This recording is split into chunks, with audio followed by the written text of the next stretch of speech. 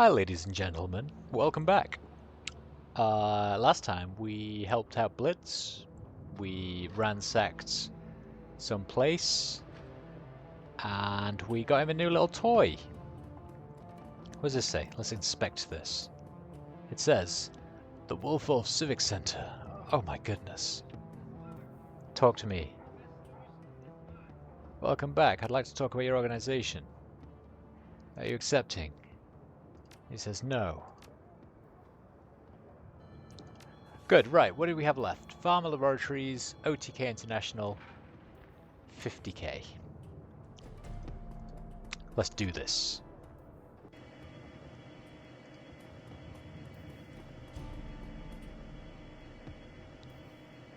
I would like to go to Pharma Laboratory Complex and eliminate the loose end. And we're gonna take Glory, Dietrich, Iger, obviously. Obviously.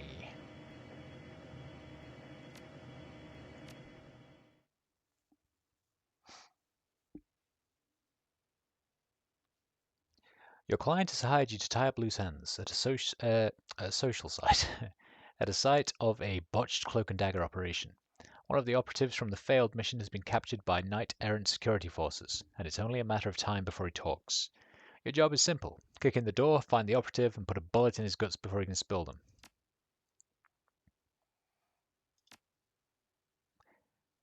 Okay, Glory.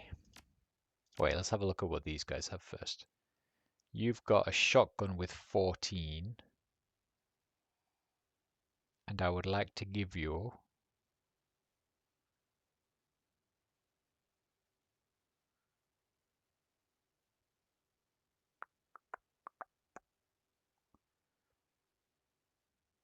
Let's give you this shotgun with 18, shall we? Yes, shotgun with 18. You get the big girl shotgun. Do you have any better rifles, actually?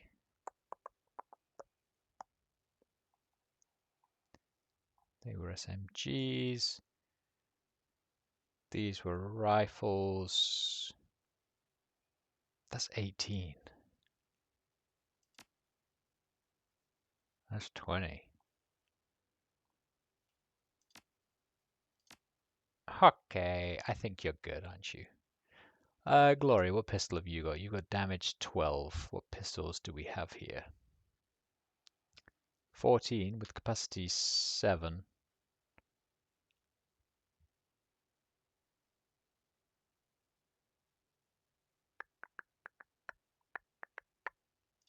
We could also give her that. Do I have any close combat shit that she would maybe like also? Because what's that? Damage is your strength plus 4.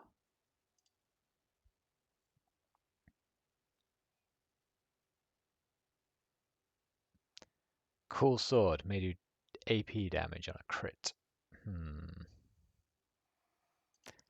Never mind. Bored. The reception area of the sharing Pharma AG lab looks normal enough. The synth leader couches were obviously designed more for appearance than for comfort, and the blue steel walls are gently illuminated with energy-efficient recessed lighting.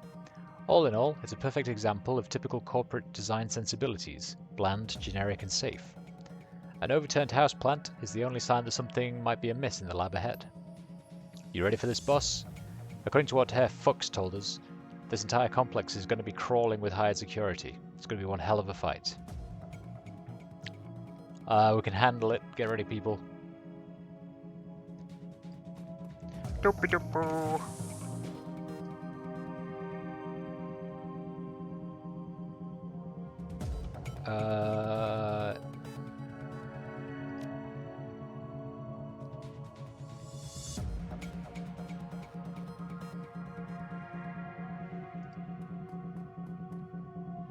Hello.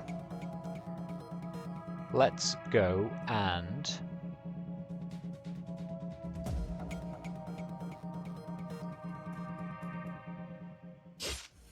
do that. Oh, you can miss, that's okay.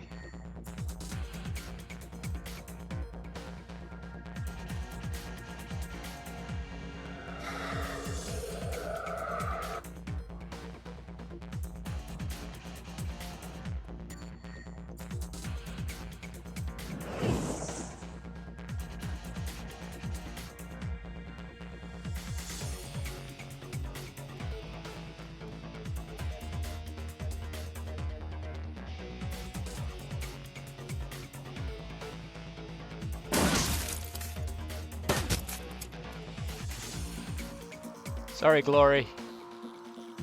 I'm real sorry, Glory.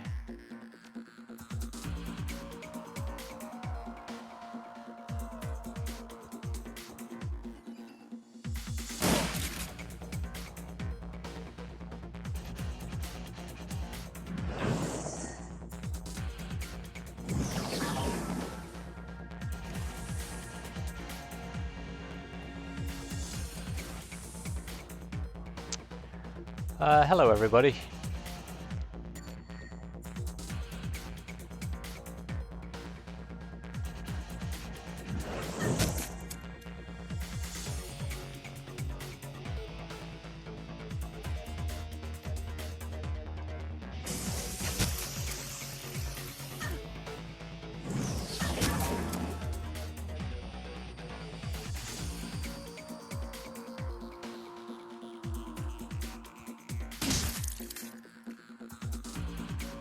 Nice. You, young lady, do that.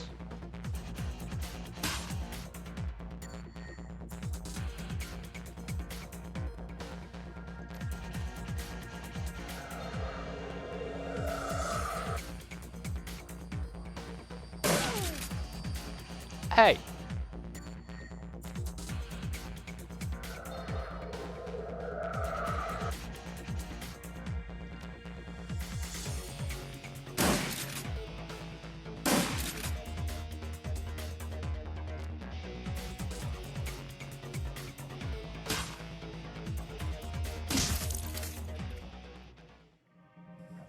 Nice. Well done, everybody.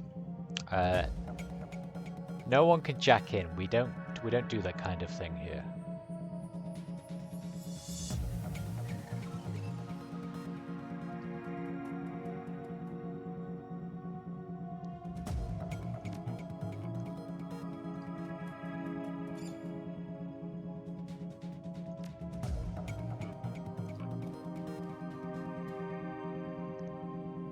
Let's get everyone moving up a bit.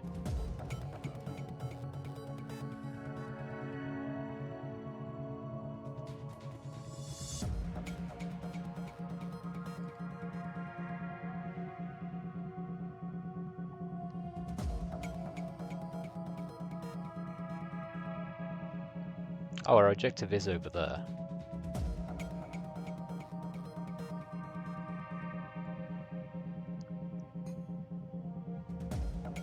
But we perhaps need to go this way.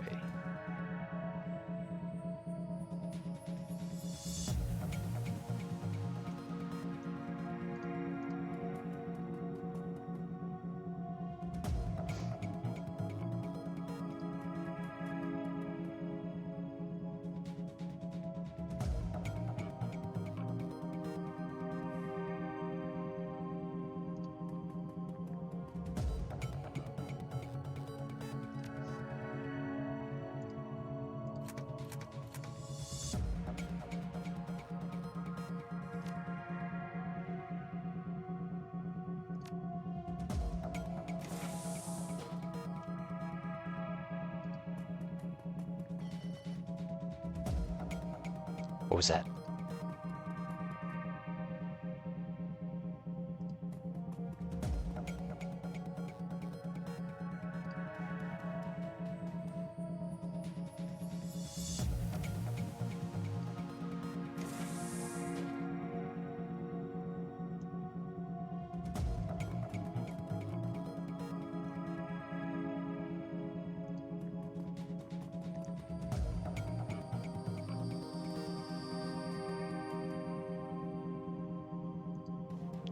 Feels like an awfully big place for there to be no enemies wanting me to come by, huh? Is there anyone with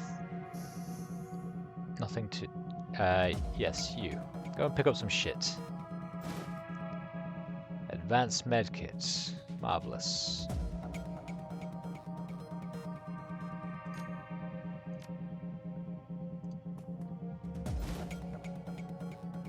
Kamikaze.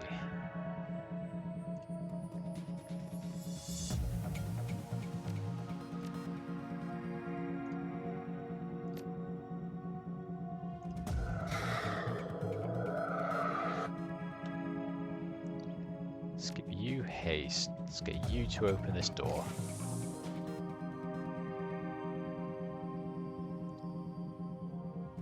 And get yourself in here. Shit, look at that. What happened to him?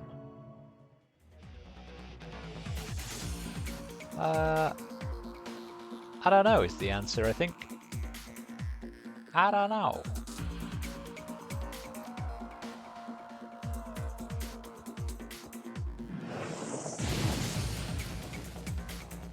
Missed, you scroungers.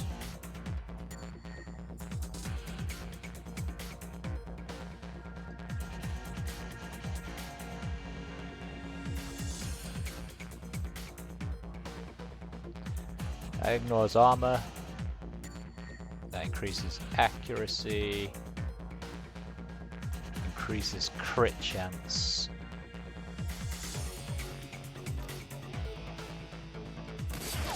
Oh, come on!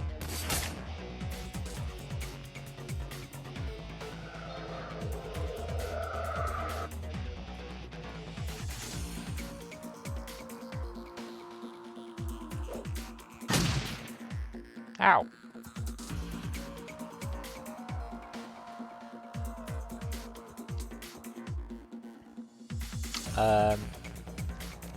Okay.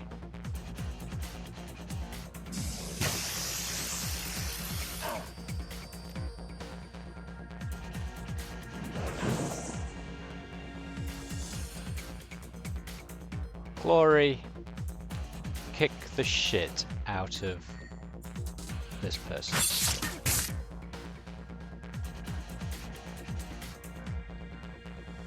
And then follow it up with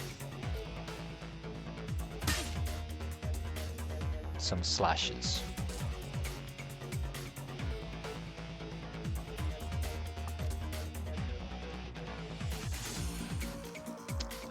Dear trick.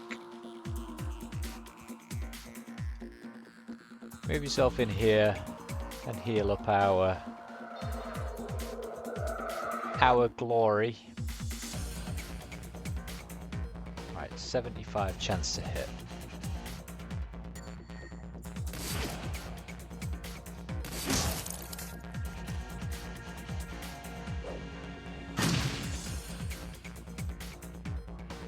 Okay. You can continue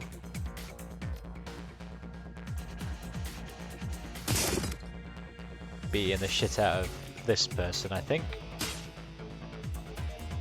Nice, thank you, well done.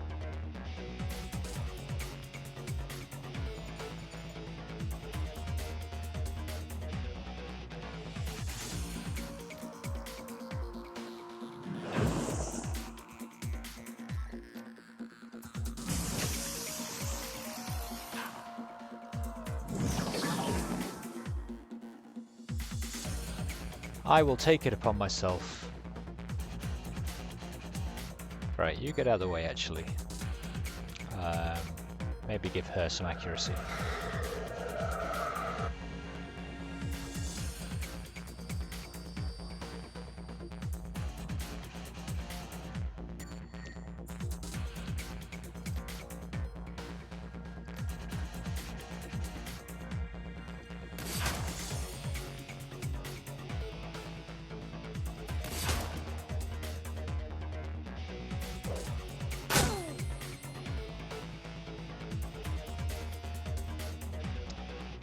That was not nice.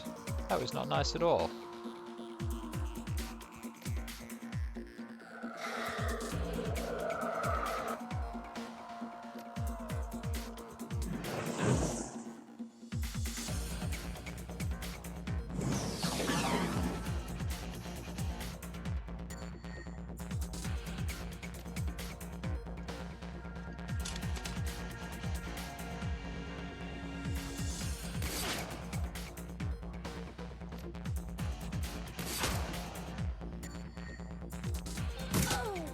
We need backup in the main lab now. Oh, hello.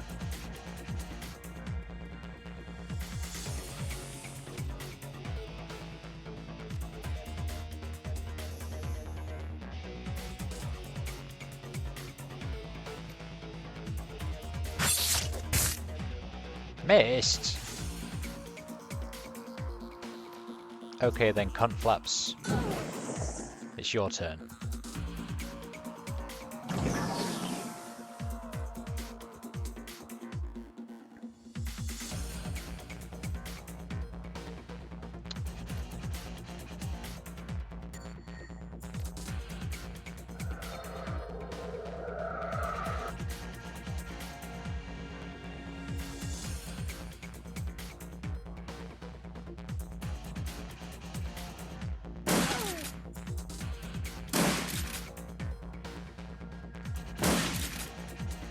Stop hitting, Glory!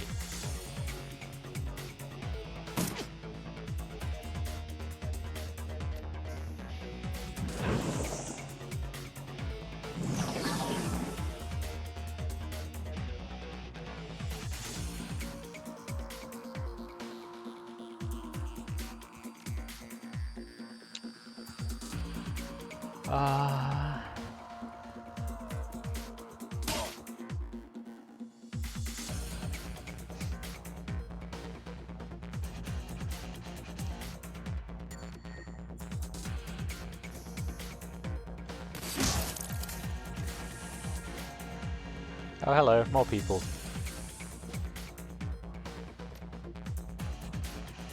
Baba!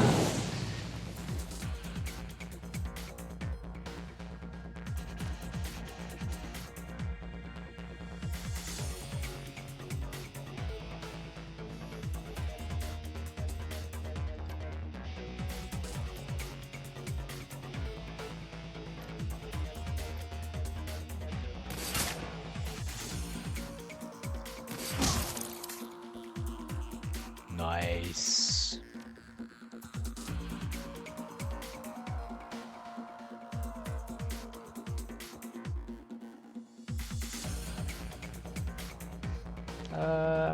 Why can't I give it to you?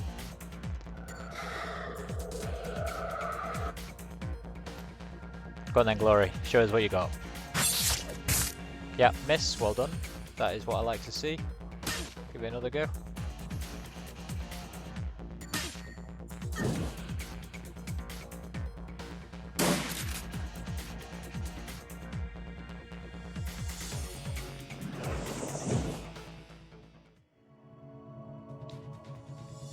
Nice. Right, let's go investigate. The body on the table looks like a janitor. His chest and stomach appears to have been brutally burst open.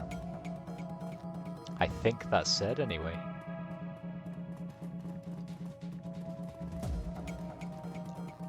Is there anything else around here?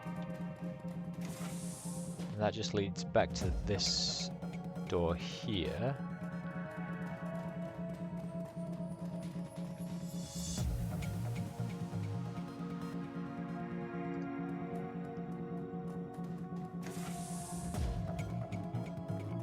What the fuck is going on in this place?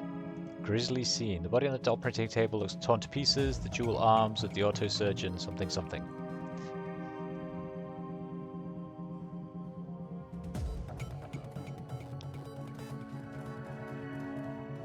Drek, what happened in there? Oh, hello everyone.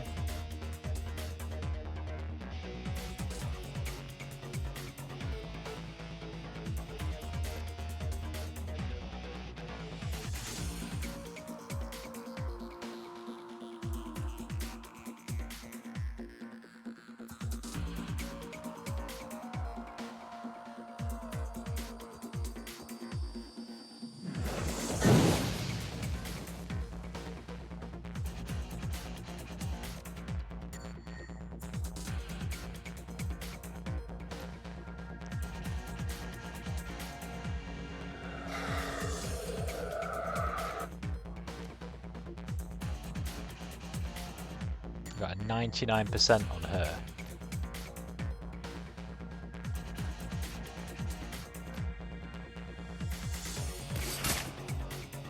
Ho ho ho ho.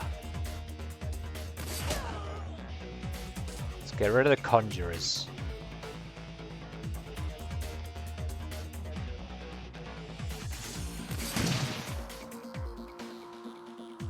That drone can also go to hell.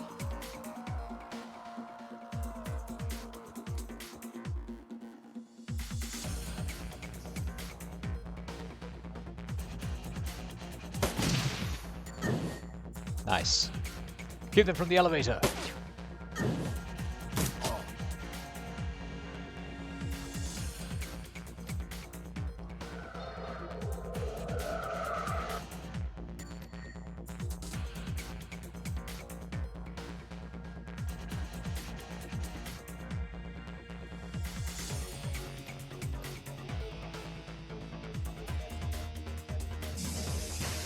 Fucking hell, dear Trick. That was an awful, awful shot. What is wrong with you? You can do better than that.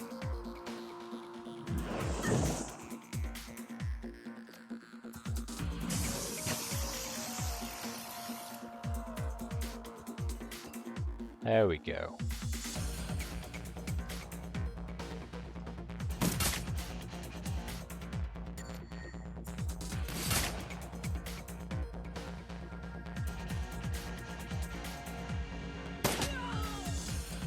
Nice.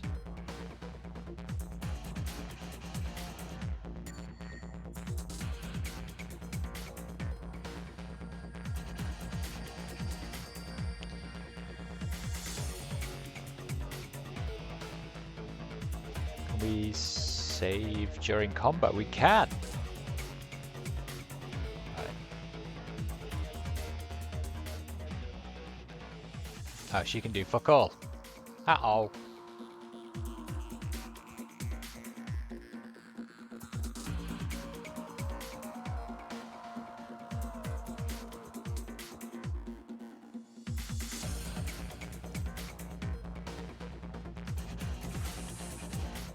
Oh, hi guys.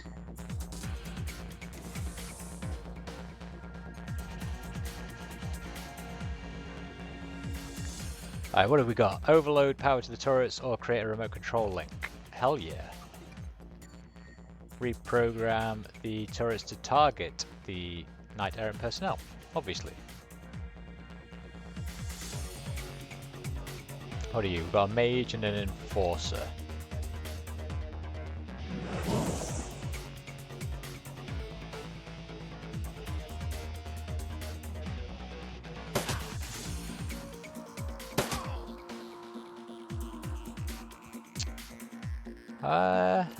Not looking like your day, is it?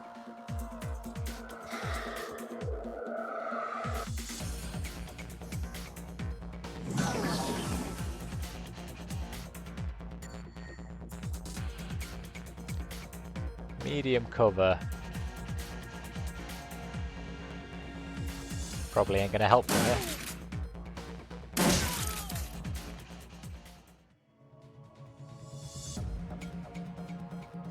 Okay, nice. Well done, team.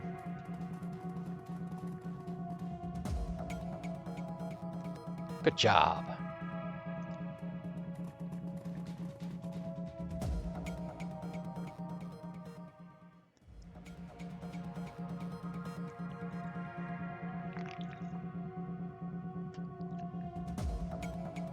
A locked cell. Pile of corpses. The bodies are all dressed in high-quality ballistic something or other.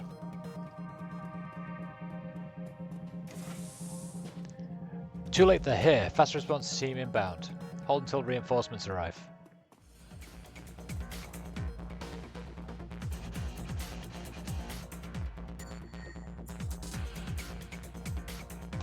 Hello, team. Right. You're gonna give me haste.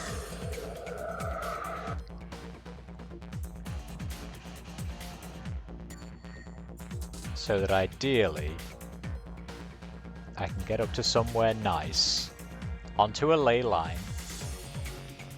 That's right.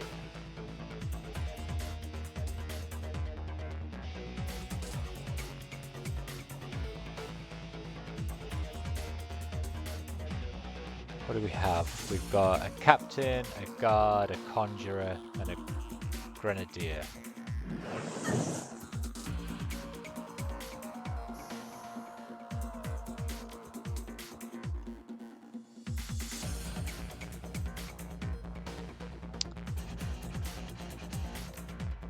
Whoa, fingers crossed. It was good I'm not convinced it's going to do it though.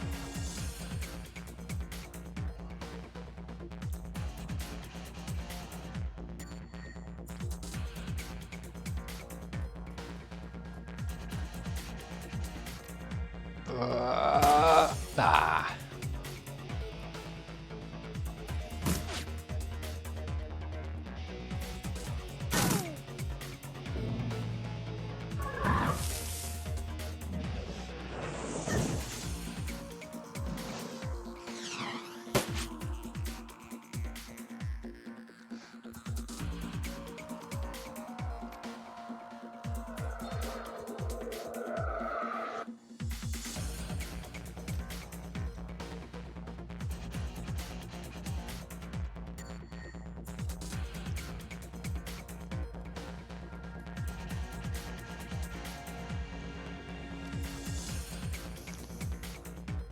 Right, what are you doing, young lady?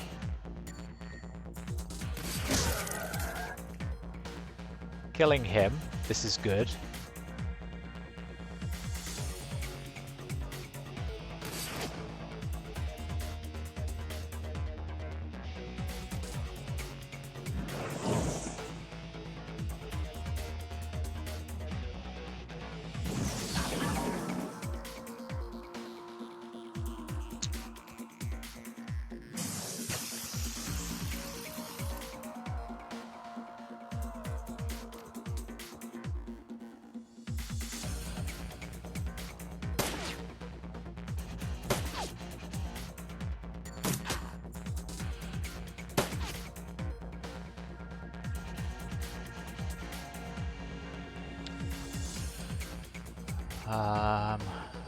Okay.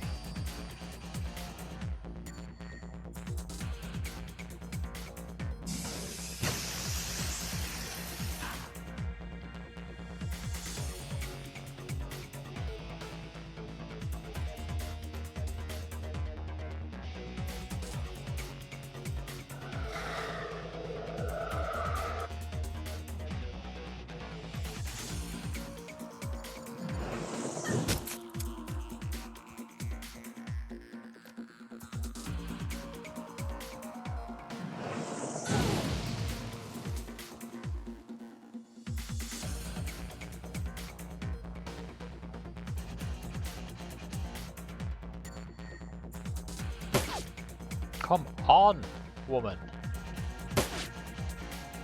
Her accuracy is definitely leaving something to be desired.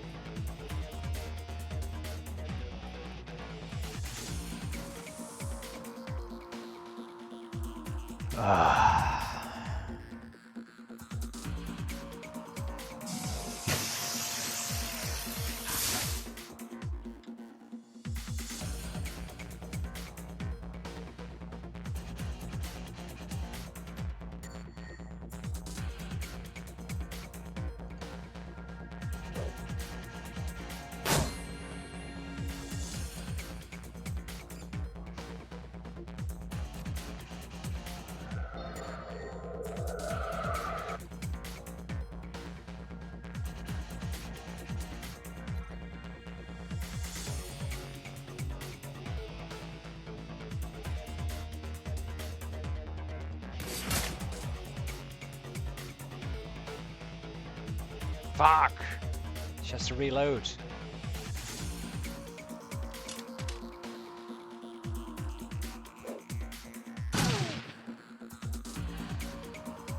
Ah well, saw that coming.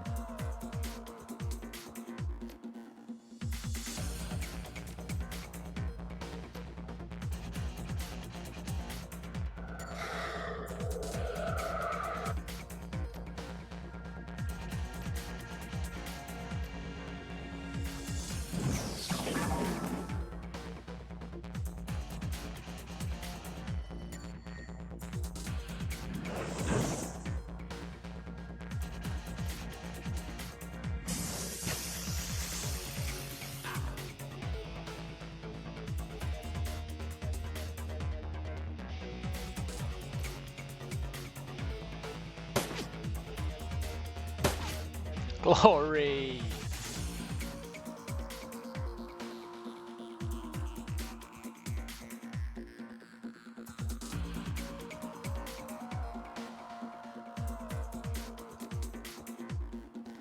What do you reckon? 75% chance.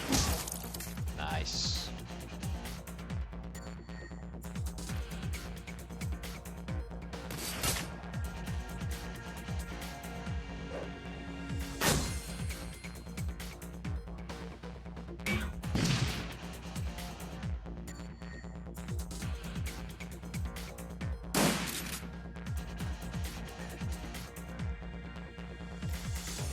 Okay. Now that you're out in the open, I think you're my target.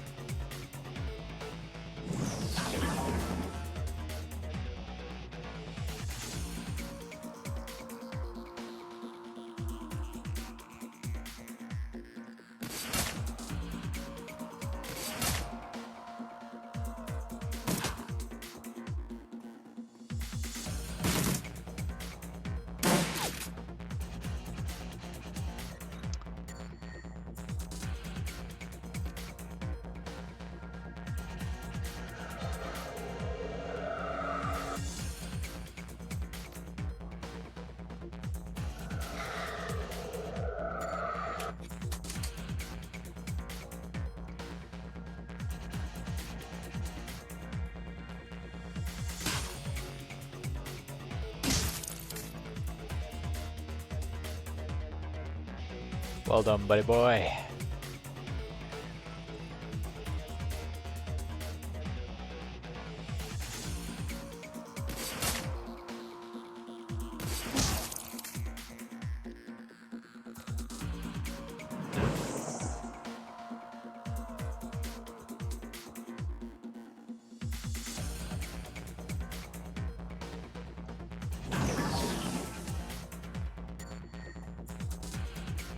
Where you going?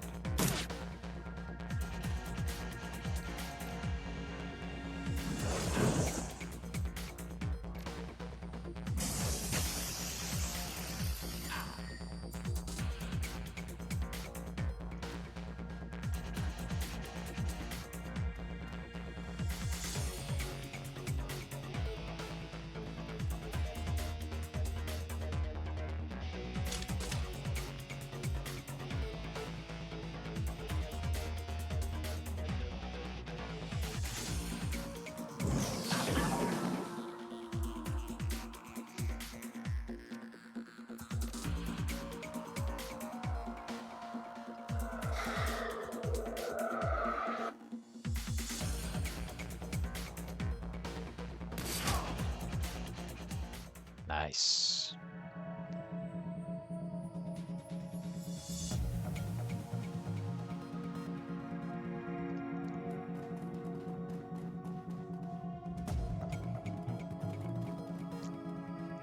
From the description that your client gave you, this must be your target, the rigger, Thorvald Enstad. You can see him waving and pounding on the plastic of his cell door, but from where you're standing the scene is eerily silent. He looks like he's had a rough go of things. One of his eyes has been blackened, and his lower lip is split wide open. Not particularly surprising, given the temperament of his captors. The only incongruous element is his outfit. He's decked out, head to toe, in patched black riding leathers. A pair of oversized studded combat boots shine in the halogen glare of the cell's lighting panels. From his style of dress, it's obvious that this dwarf is not a corporate employee. He's a Shadowrunner. This isn't some corporate goon boss. Look at him. He's one of us. Glory shudders, but holds her silence. Dietrich lays a hand on the bare metal of Glory's shoulder. She flinches, but only barely. When he speaks, his voice is soft. There, but for the grace of God, eh, love? Glory's eyes remain fixed on the rigger, who continues to hammer impotently on the door of his cell. Something like that.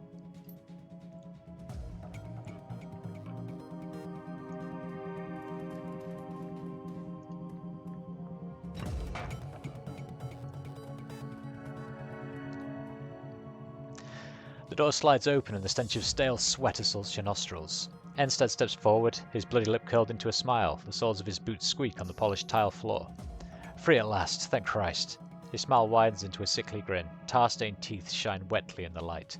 Didn't think I'd warrant a rescue. Whoever sent you, thank him for me. Afraid you're wrong about that. I was sent here to tie up loose ends, namely you. His eyes go wide. He raises a trembling hand in surrender. Whoa there, Chief. I don't know what your client told you. I told us your team botched the run, went loud too early and got a lot of people killed. Us? We botched the run? That's bullshit, man.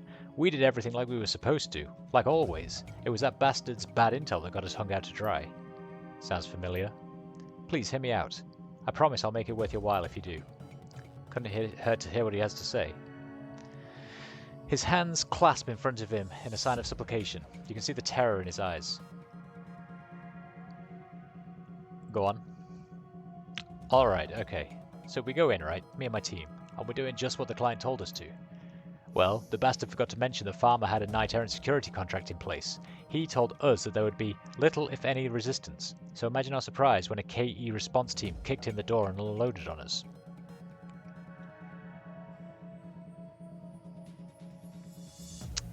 Quit trying to shift the blame. Adapting to unanticipated situations is part of a Shadowrunner's job description. Oh, for Christ's sake, what were we supposed to do? Thanks to Fuck's bad intel, we left all the heavy ordnance at home. No collateral damage, he told us. Funny how little KE seemed to share his concern. Took them all of 2 seconds before they started lobbing grenades at us. You know where I'm coming from, pal. I can see it in your eyes. You've been on jobs that went south before. The only difference between you and me is that you were lucky enough to not get caught. Look, I can see that you're skeptical. I get that. Can't blame you for it either. You don't know me from Adam. But I know one thing that you will understand. I'd like to offer you a trade. I've got a little toy hidden away. Managed to stash it before those knight-errant pukes took me. My own design, totally one of a kind. I call it a pain inducer. Grade A fun for the runner who has everything, and I guarantee that you'll never find another. You let me live, and it's all yours. I'll put a fucking ribbon on it for you. Then I'll disappear, never bother any of you again. Scout's honor. Even if we consider going off mission. She shoots you a significant glance, which we wouldn't. She turns back to Enstad, staring him down. Did you honestly think that we'd sacrifice our professional integrity and a 15,000 New Year payday for a trinket? He nods slowly. 15, huh? I can match that. You let me live and I'll pay your wage plus the inducer. Hell, you could even tell your client I'm dead and bill him too. Double your earnings. What do you think about that?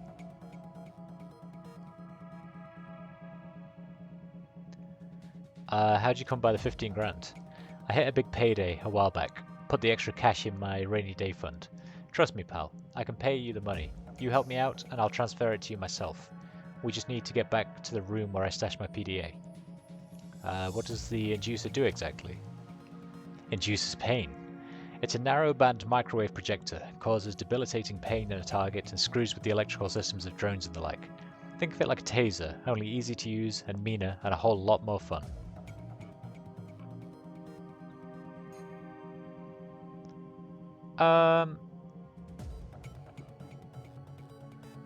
Sorry, dude.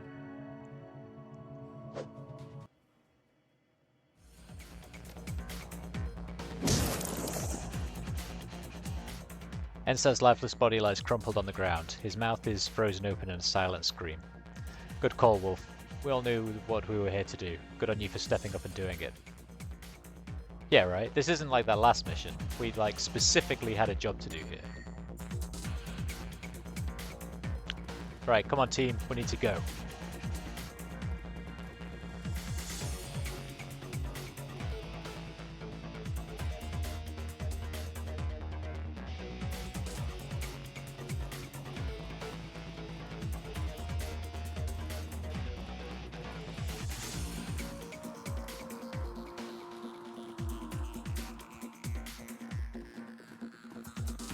For fuck's sake, who are these?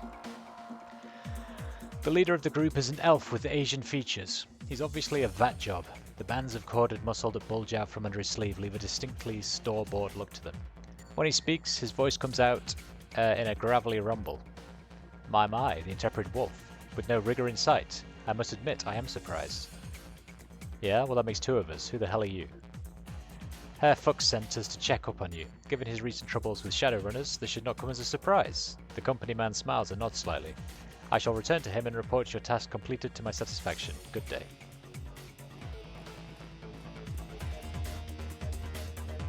Okay. So I guess if we let that guy live, we would have had to have fought them.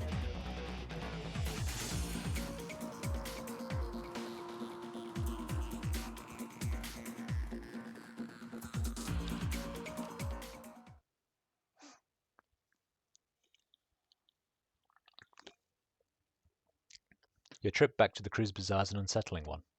Every time you close your eyes, horrible visions flash through your mind. Bodies torn apart and by surgical machines, mouths frozen open in never-ending screams, walls coated floor to ceiling in congealing blood, and through it all, the smiling face of Thorvald Enstad. You blink, banishing the visions. They're behind you now. You're on your way home. It was just a job, bro. Your PDA rings and the face of your fixer, Paul Amsel, appears on the screen. I have uncovered some terrible information. The team is assembled in the safe house. Please meet us there when you're able. For fuck's sake. Will I ever be able to finish some of these fucking missions?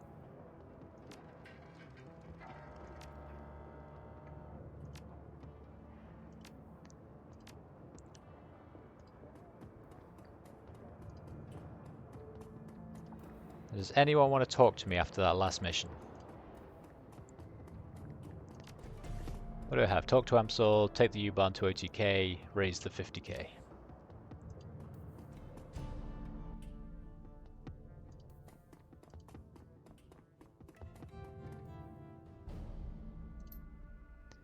She doesn't want to talk to me.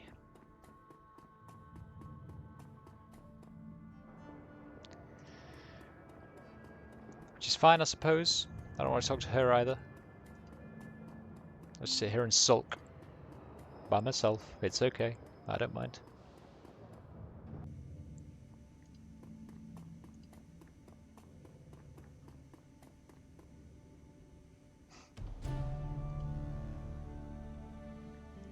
Welcome back. What can I do? You can do fuck all. Go away.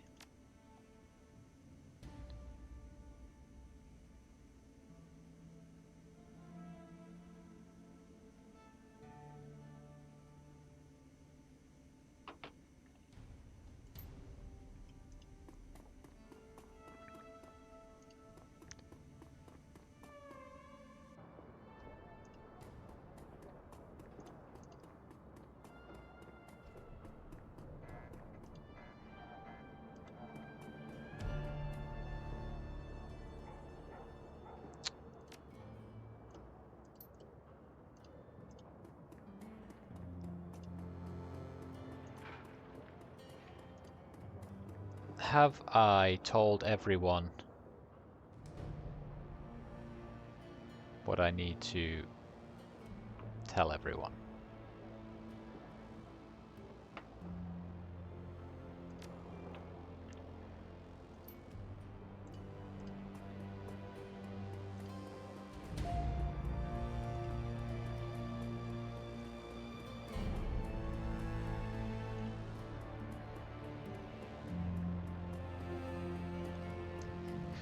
Let's go see what Magic Man has to sell.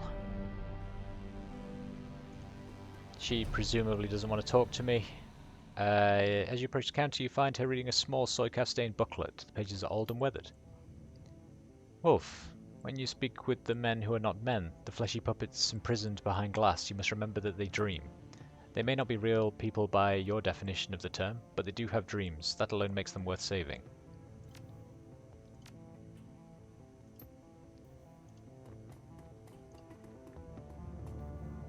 I'm glad she's not cryptic. I've got questions for you. You're in luck. I have a great many answers. I would like to see what you're selling. Nada. Del Nadris.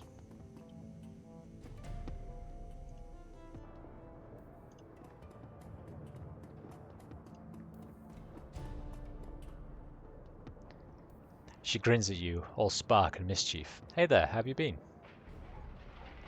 Things are alright. Good, I hope they stay that way. Let me know if they don't though, alright? I'm always up to help. For now, gotta help Altug more though. See you later, yeah? Not so good. Oh no, listen, I've got to do something right now, but call me later and we'll chat over coffee. Be well. Could be worse. Can't it always? Be well, my friend. Stay safe. Okay.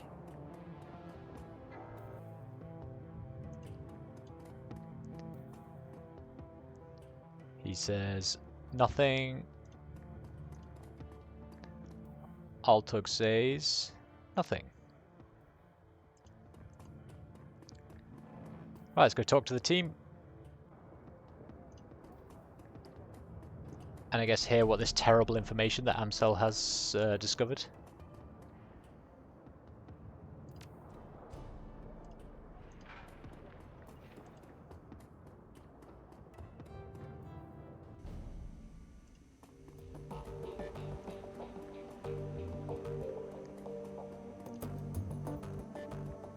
Hey, Pooch. Play dead. He doesn't know that one. Sit. He sits. Pet him. Woof.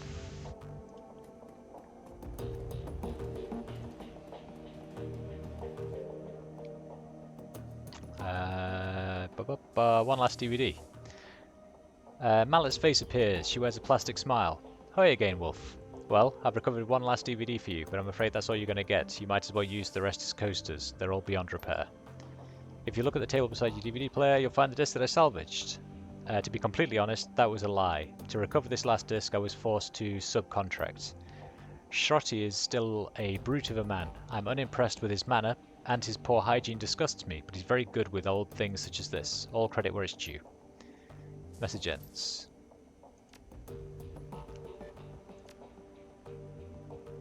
Claim payment. Good. An excellent job, Wolf. You're a credit to your profession, and I would not hesitate to hire you again. Your fee will be transferred to your account immediately. A moment later, I get 7,500 to Alice and 2,500 for me.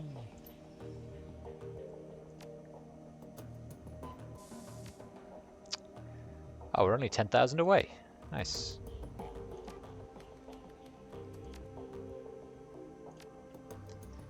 Please help me find my daughter. She ran away from home. She's human in her early 20s with short blonde hair and data jack. She was last seen wearing a light blue dress.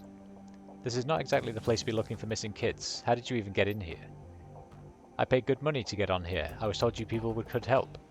If you've got the Nuyen, you came to the right place. I sent you a number that you can reach me at. The old help me find my missing kid routine, a classic. My money is on escaped wage slave. Make sure you do your homework, Ruby. Anyone have a good backup plan for when you get stuck with a tracer? Barely managed to bug out of my apartment after a corp hit squad came knocking. Lesson learned, pat yourself down a couple of times and make sure you don't have a tail. But if I miss something, I'd rather keep my safe houses, safe. I've had good luck with RF blockers. I have a jamming grid set up near my safe house. It projects any signals to a few miles away, where I've got some cameras placed. So when someone shows up there, I know they were trying to find me. Then I do a thorough sweep to find the tracker. Sharp. How long does that go on before they give up? Usually rules of 3. I keep reprojecting the signal to different locations. In my experience, they give up after the third one is a dead end and stop listening to that RF signal.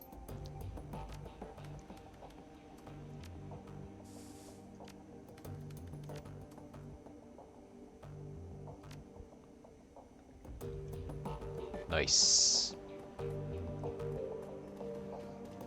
Right, come on, what have you got?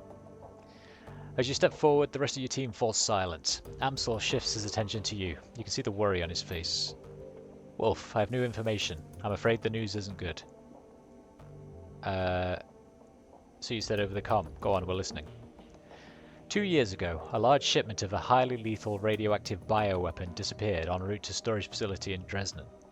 The weapon was designated X-15. I have traced the path of the missing shipment. It was delivered to the Harfeld Manor. Well, that sounds horrible. It is. I've heard of this stuff before. Back in the service, we called it Doom. I've never run across it in the wild, but I've heard enough horror stories to know that I don't want to.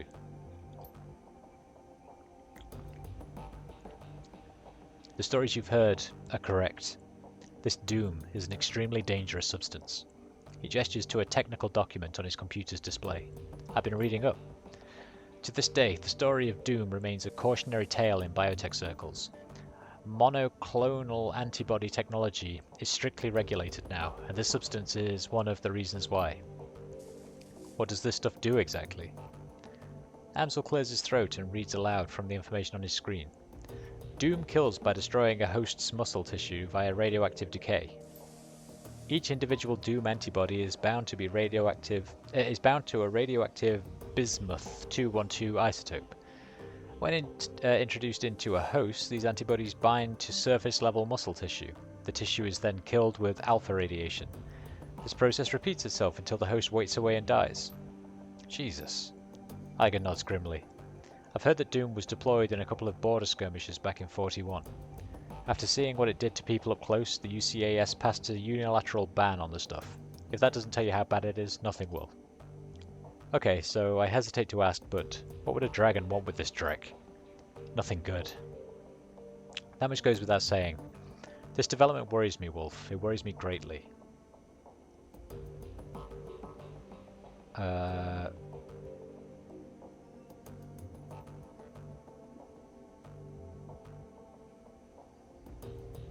I'm looking at the big picture here, and I don't like what I see.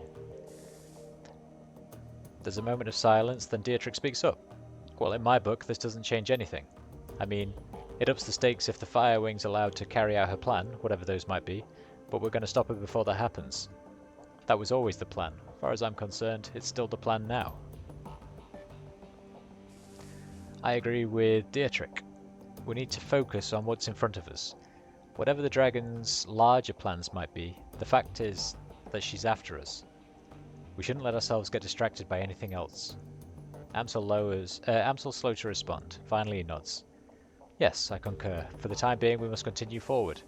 And that means you must continue working towards raising Alice's fee. I'll leave the matter in your capable hands, Wolf. When you've acquired the necessary funds and are ready to head back out to the rabbit hole, let me know. From there we'll discuss our next steps. Iger nods.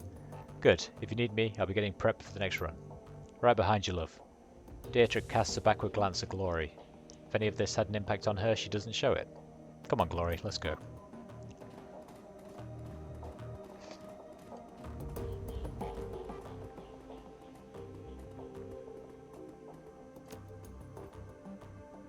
Alright. Let's watch this DVD, shall we? The fourth and last DVD. But we will in a second. Bear with me.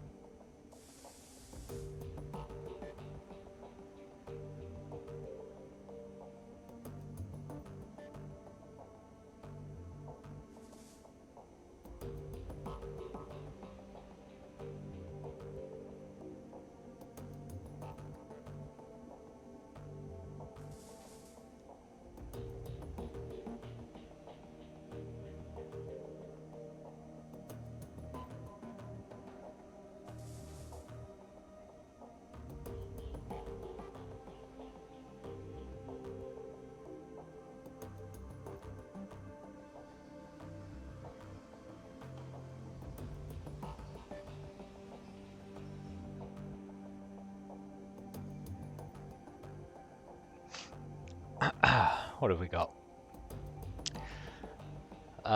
Green Winter's face appears. Timestamp reads 2050-04-28. This is it, the interview. Took some digging to find it, but here he is, my big brother, back in his prime. The note disappears, and for a moment the screen goes blank. Suddenly, image of a news correspondent flashes on the screen, accompanied by a brief orchestral flourish. A timestamp in the upper right corner of the screen reveals a date. 22nd of August 2012. Thank you for joining us. We're coming to you live from the ruins of Sangerhausen, the fifth Harz mountain town to be sacked by the Dragonfall. Standing by my side is head of Deal Defense, Dr. Adrian Vauclair. Dr. Vauclair has been hailed as the leader in the effort to bring down Furshwing and end her reign of terror. Dr. Vauclair, tell us about your efforts to bring down the dragon. Killing the monster has proven difficult, to say the least. Her speed and maneuverability in the air are extraordinary. Her scales repel small arms fire, and her breath can melt steel. Our R&D team have been working around the clock to devise a weapon capable of downing the beast. In the interim, we're providing material support for the Luftwaffe's attempts to shoot her down via conventional means. Vauclair, why are you directing Dale Defense's energies into the killing of Furshwing? Are there corporate interests at play in this? Corporate interests? No, this is a matter of human interest. Innocent lives are being extinguished at an appalling rate. I am in a position to help put an end to slaughter, and so I must. It really is that simple. Dr. Vauclair, you must understand my skepticism. Our viewers aren't looking for a PR statement. They come to us for the truth. I'm afraid that I don't have time to go back and forth on this. Your viewers can think whatever they wish.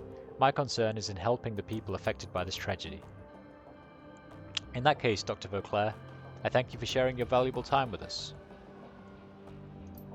You're very welcome. To the viewers at home, stay safe and watch the skies. Salvation is coming, I promise.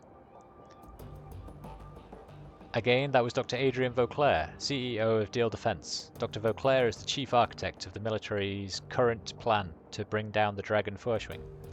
Stay tuned for more late-breaking news on the battle for the Haas Mountain. We'll be right back.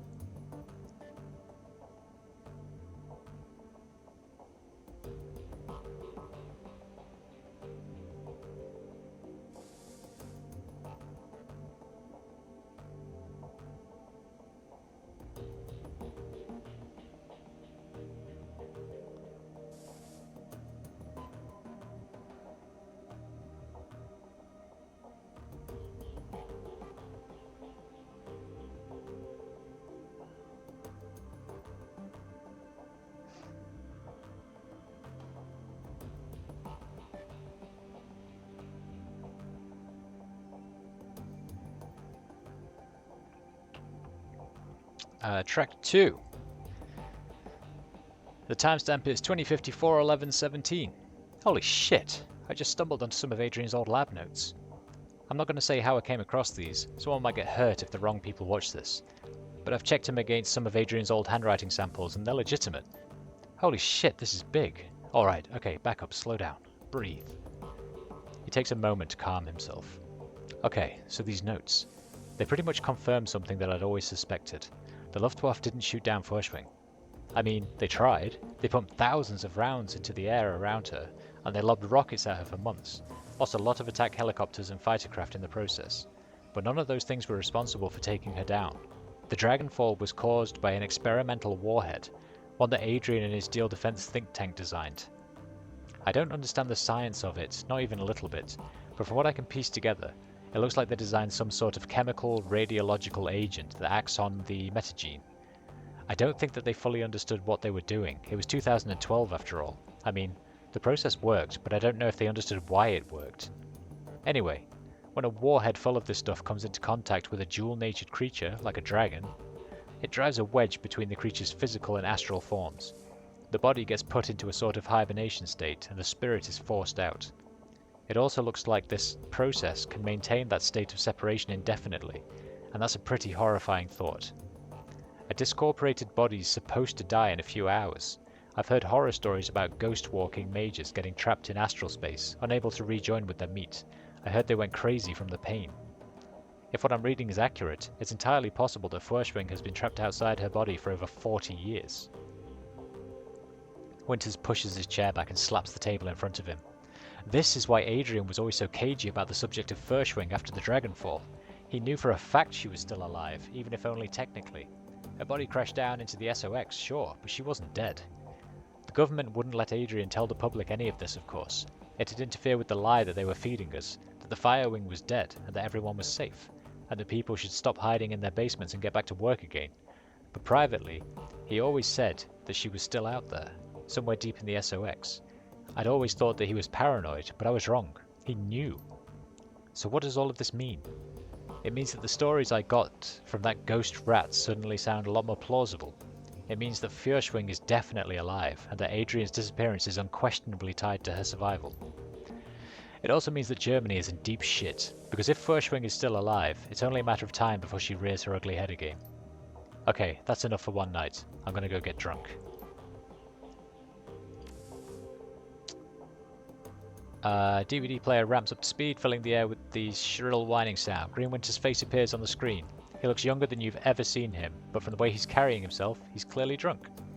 It's 2033-05-15. Look, Adrian, I understand you. Lord knows I do. But you've got to drop this dragon fixation. People are starting to talk. There's a camera cut, and you find yourself looking at young, handsome Dr. Adrian Vauclair. He wears a slight smile on his face. Oh, they're talking, are they? What a terrible shame. Damn it, Adrian, this is serious. You're a public figure. You could lose everything if you don't keep these ridiculous fairy tales to yourself. Hermie, my theories are not, as you call them, fairy tales. Dragons are real. I saved Germany from one. Have you forgotten? No, of course not. Everyone knows that you killed the Firewing. Stopped, not killed. Fine, stopped, whatever. Winter swipes a bottle off the table in front of him, drains it and drops it to the floor. Call it whatever you want, but Adrian, you're the only one who's still obsessed with these damn things. There aren't that many of them, and they're not taking over the world. Vauclair's voice is quiet, soft. Such is the cry of the cancer patient, unaware of what's killing him. I'm fine, not to worry, I'll smoke another cigarette. What's the harm? He doesn't see what's happening, but he winds up dead all the same. Winters snorts. Now you're just being maudlin. Look, Adrian. Vauclair shakes his head. His smile disappears. You mark my words, Hermie. Within 5 years, corporations, even countries will fall to these creatures. And the worst part is, nobody will care. Oh, people will tut-tut about it. There may be a protest or two, but nobody will actually do anything to stop them. The immortal, all-powerful, utterly pitiless reptiles will seize more and more of our power, wealth, and territory, and we foolish, short-sighted mortals will never get it back. Green Winters chuckles uncomfortably, raises his hands in the air in a supplicating gesture. Come now, Vauclair takes over his brother's interruption. We could solve the problem, of course, but we, as a species, are unwilling to invest our energy into problems that aren't staring us right in the face. As it was with climate change, so it is with dragons. I've accepted that, but you can't ask me to stop caring about it. You're hopeless, Adrian. Fine, by all means, keep caring. Just keep your conspiracy theories to yourself. I'm telling you this for your own sake. Vauclair sighs. He looks incredibly tired. Yes, Hermie, you're right, of course. I mustn't jeopardize my credibility with the masses. Winter's expression turns serious, his voice lowers. It's not just your credibility that I'm worried about. Talk is talk, but sometimes I worry that you're really going to go back to the SOX. Hermie, Winters cuts his brother off. A new intensity burns in his voice. Please, big brother, just drop all of this. Stop hunting the Firewing and start living your life again. If you won't do it for yourself, then for Christ's sake, do it for me. Vauclair nods, then looks away from the screen. All right, Hermie, I'll try. Screen fills with text. Meet and mate singles dating profile. Jolly Green Winters. Muscular. Body type muscular. You're not muscular. You were a fatty, weren't you? I'm a fun-loving guy who's also a great listener. I love hiking, clubbing, and all kinds of pets. I'm looking for a cute, funny, adventurous girl who's down to party. I don't respond to profiles without pics. No orcs, no trolls. Sorry, ladies.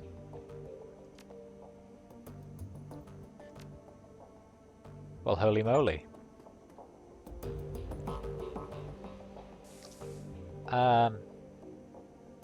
Any update on Alexander? He's adjusting, gonna take time. Thoughts about the last run? Hell of a thing, wasn't it? That run made me glad I don't have to spend a lot of time in hospitals, I'll tell you that much. There wasn't a single aspect of that building that didn't make me feel uneasy. He pauses for a moment, then looks you in the eye. Kind of a pity, putting that rigger on ice like that. Least we could have done was herd him out. I get that the job is the job and all, but if our client really did screw him over, he deserved better than to get buried for it. I guess we'll never know. Back when we took on Humanus, you said that you fought in the Night of Rage. I'd like to hear more about that. Alright, boss, we can talk about it. So I already mentioned that Berlin's punks and anarchists joined forces to fight off the racists, right? And after a long bloody fight, we beat them. What I didn't mention is how I figured into all this. I'm an anarchist at heart, always have been. But at the time, I fit squarely into the punk camp. I was 32 at the time, Messerkampf was still touring, not as much as we did when we were kids, but we still had a following. I guess I was sort of an elder statesman for the scene. When we rallied to fight the racists, my followers came along for the ride. bunch of young kids all full of piss and vinegar and the immortality of youth. I was full of that good old Dragon Slayer spirit, pissed off and itching for a fight, and so I led those kids into the fray. They waded into the riot right alongside me, yelling and screaming with their fists in the air. I don't remember a whole lot of the fight itself, boss, but I do remember the aftermath. A lot of the kids that followed me had grown up listening to my music. They had all of my attitude, Wolf, but none of them had my magic, and youthful enthusiasm is no defense against a knife or a handgun. I left the punk scene for all of the reasons I told you, boss. But there was a bigger reason, and I saw it in those kids' broken bodies. This road that I'm on, it leads you to the grave. I've got the power to make it a leisurely trip, but make no mistake, this is where I'm headed. Those kids tried to follow in my footsteps, and they wound up sprinting ahead of me instead. Better for me to stay out of the public eye and stick to the shadows. My stint as a role model was ill-advised. Have you put any thought into what I said earlier? Yeah, boss, I have. It's an interesting idea, but there are risks. I'm thinking that this might not be the best time to approach him about it. He's the source of my magic, remember? If our discussion turned into an argument, he could take all of that magic back into in a heartbeat, and then where would we be?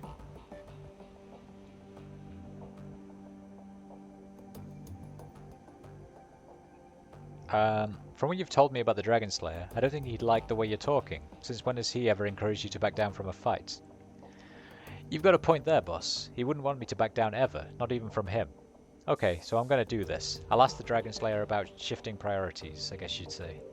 Taking on some deserving organization, and calling off the hunt for something more impressive than the Firewing.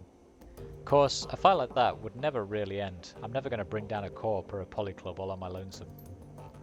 But maybe that's not a bad thing. It'd take a lot of the guesswork out of life. I don't know, boss. If you have any thoughts about this, I'd love to hear them.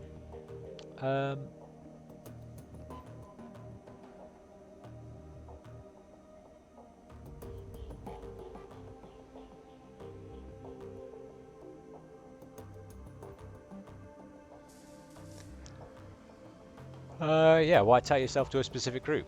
I'd say keep it fluid, stomp anyone that threatens the flux. Isn't that what Berlin's all about? Interesting. That's a different approach, but I like it. Hang on, I'll ask. He closes his eyes and concentrates. Minutes pass. Slowly a smile creeps across his face. Yeah, I think he'd like this plan just fine. That was it? That was all it took? The Dragon Slayer doesn't mince words, boss. If he didn't like the plan, he'd have told me. Well, boss, I've got myself a plan, and a new target to boot. That's assuming, of course, that any of us make it through the current predicament alive. You know, Dietrich, now that you've got a handle on your connection with the Dragon Slayer, you could probably reach out to your old community again. Berlin's punks could benefit from your experience. Yeah, boss, I was thinking the same thing. Maybe I could give back a bit, and fix some of the damage that I caused in my misspent youth. After we're finished dealing with the crisis in front of us, that is. It's a good thought, anyway. I'll keep it in mind.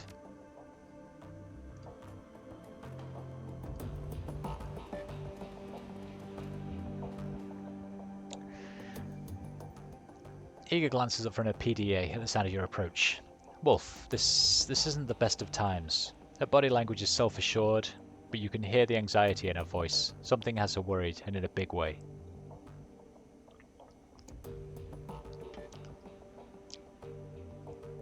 Any thoughts on that last run? It was a nice change of pace, a simple job with a straightforward objective. By the end of the day, the whole thing was pretty by the numbers. The rigger died, we got paid, everyone went home happy. That's a win in my book. Talk to me, Iger. If something's put you on edge, I want to know what it is. There's a long pause. Finally, she turns her PDA so that you can look at the screen. This. The image that greets you is a holopic of a rail-thin orc with jet black hair. Who am I looking at? His name is Yuli Kozlov, but he's better known by his handle, the Engineer. He's a mercenary, ex-Spetsnaz, one of the best in the field. I ran up against him in my KSK days. Okay. His specialties are social engineering and wet work. In practice, he spends most of his time paving the way for organized crime syndicates to seize new territory. He sets up bribes, takes out key members of the opposition, and forges alliances with existing street gangs. All of the groundwork that a syndicate needs. He's extremely bad news, Wolf. And my contact spotted him in Shatnest. That's a little close to the Krizbazaar for comfort. Exactly. I've seen what the engineer can do up close. My KSK unit tracked him a few years ago. I had him in the sights of my rifle, but I was ordered to hold fire. We couldn't afford to give away our position. To this day, I regret obeying that order. I saw what happened to the town that he was softening up after the Syndicate moved in. Wolf, I have to stop him before it's too late. What happened to that town? It can't be allowed to happen again in Shatnest. Okay. Do you know who he's working for? The safest bet would be a Russian syndicate, but there's no telling. His client list is longer than you'd expect. I know for a fact that he's worked for mafia groups operating inside and outside of Russia, and he'd put in a lot of time with the Lobachevsky syndicate. He's taken contracts with the Triads as well. My contacts tell me that he's even done a few jobs for Tamonos. It's a hell of a resume. Yeah, it is. She bites her lip and stares at the image on the PDA for a moment longer. So, long story short, I'm going to have to step out for a mission or two. I know how important it is that we resolve the Furshwing situation. I get it. But I can't just sit back and let this happen. I won't.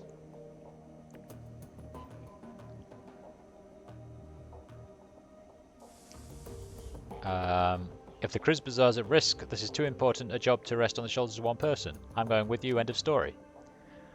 Alright, fearless leader. You're right, I could use the help. But the others, they can't know about this. This is going to have to be a quiet job, 2 people max. You're sure you're prepared for this? If you can't hold up your end, I'll be better off on my own. I'm solid! You know this, Igar. Yeah, I know you are. Grab your things and meet me at Der Weinkeller. I've got a contact who's going to join us there, and he can help us figure out our next step. Okie doke. Nothing right now.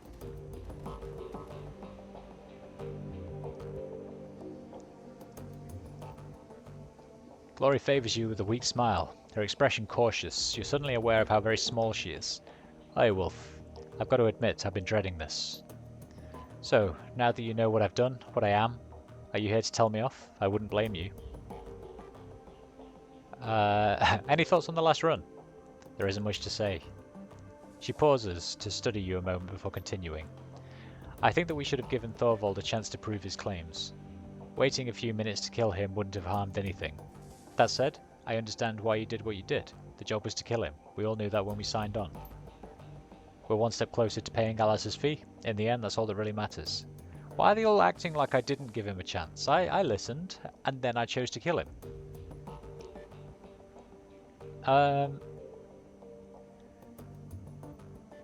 No, Glory, I'm not here to tell you off. Truth be told, I wanted to check in and see how you were doing. Not great, struggling, about how you'd expect. We left off in a bad place. I've been thinking about your story and I have a question for you. Yeah, what's that? Right, what's this question gonna be? You escaped from Harrow, but he's still out there. If you're looking to atone for your past, don't you think that shutting him down would be a good place to start? Are you looking for closure because your story has a lot of loose ends that need to be tied up? You got out of Fuestel, but Harrow's cult's still up and running, right? Still full of kids who are being brainwashed and worse, so shouldn't we do something about that? Do you think shutting him down would be a good place to start? She holds her silence for a long time. Finally, she nods. Yes, I've been thinking about this for a long time, Wolf. And every time I've gotten close to making a decision, I've turned and run away again. No more running. I'm ready to face this thing, but I can't do it alone. I'm going to need your help. I'm glad we're on the same page. Alright. If we're going to do this, we need to be clear on what our goal is. There are lots of innocent people in that place. Lots of street kids who got sucked in by Marta and the other girls like her. Saving them won't be easy, but it feels like the right thing to do. But then, there's also Harrow to consider. I want the man dead. Lord knows he deserves it. And if we don't make killing him our top priority, he might get away from us. If that happens, if he runs, he'll eventually start up another cult somewhere else, where we can't find him. All of this will have been for nothing. We're likely to run into other complications as well, so I think that we need to make a decision here, up front. What would you do in my place? Rescue the kids or take down Harrow? I don't think we can manage both.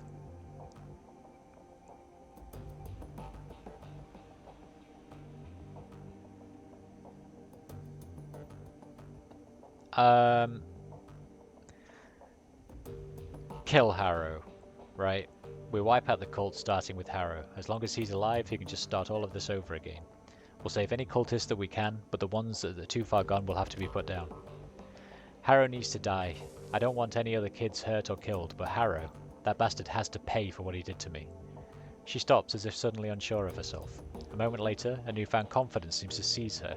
She looks at you and there's a fire in her eyes. He has to pay for what he did to all of us. I won't let this happen again. He needs to die. You're damn right he does. Meet me at the van when you're ready to go. It's a long drive from here to the Schonbuck. I'll see you there.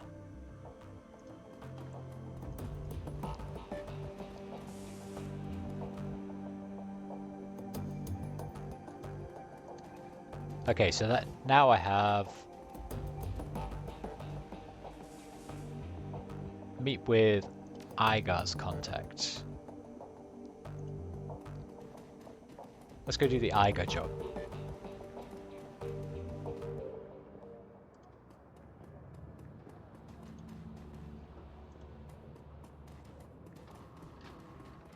Wait.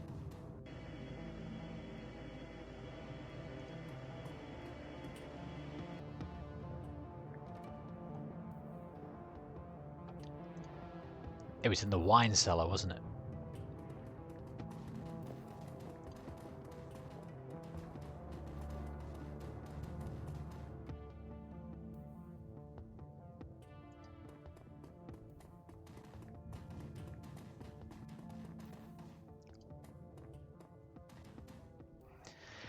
This dwarf has a distinctly Eurasian appearance. He peers up at Igar through almond-shaped eyes. The rest of his broad face is dominated by strong Slavic features. He nods to himself and puts down his mug of soykaf. On the edge of the table, a plate of day-old pie cools in the haze of cigarette smoke. Hoi, Igar. Been a long time. He taps his thumb on the rim of his coffee cup. Keeping busy? You could say that. Wolf, this is Bannock. He's a friend. The dwarf scoffs. Don't know if I go that far. Nothing personal, you understand. If I were to start keeping friends, I might call you one, but in my experience, friendship and obligation go hand in hand. A solitary life is cleaner. She smiles. Professional acquaintance, then. The dwarf nods. Better. Now, let's get to business, shall we? Let's. We need intel on the engineer. Where he's staying, who he's working for, how long he's been in Shatnest. Whatever you've got, we want it. He spears a hunk of pie with his fork, crams it into his mouth and starts to chew. A moment later, he shrugs. I've had worse, and of course, I'll give you what I can. But I don't know much. I can point you in the right direction, that's all. Just tell us what you can. We'll handle the heavy lifting.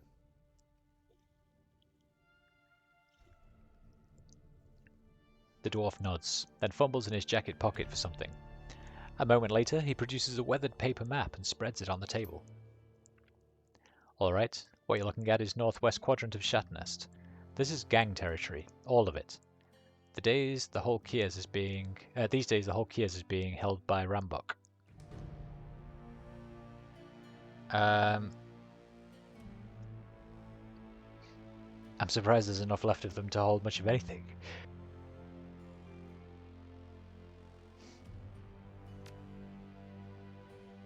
I'd heard that they'd taken a hit a little while back. That was you, huh? Well, good on you, but you should know that they're still alive and well, and that the guy who took over the gang leadership is a real piece of work. If anything, they're worse than they were before. He stabs a meaty finger down on the faded silhouette of a building. This warehouse, right here, is Rambok HQ, and that's where the engineer's staying. Wonderful. Igar exhales heavily. If he's staying there, he must be arranging some sort of deal with them. That'd be the safe bet, and they haven't pulled their guns on him yet, so it's fair to assume that negotiations are going well.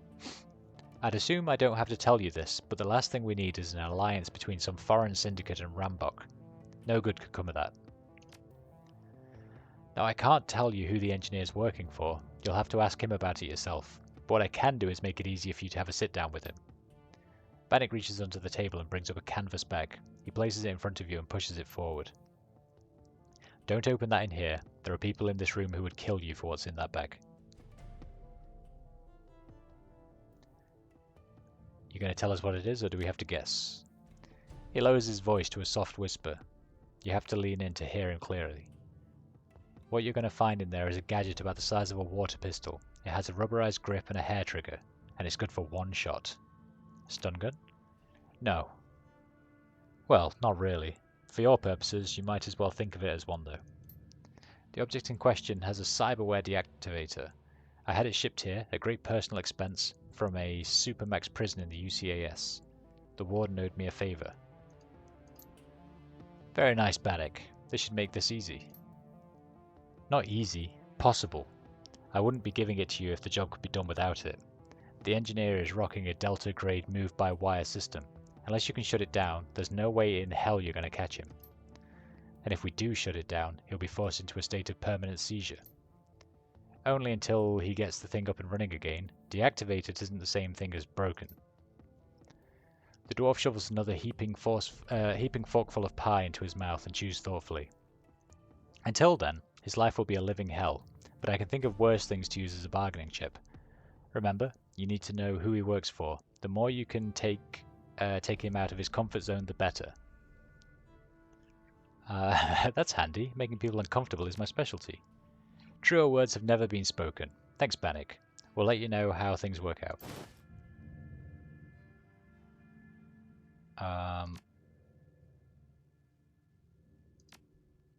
Don't bother.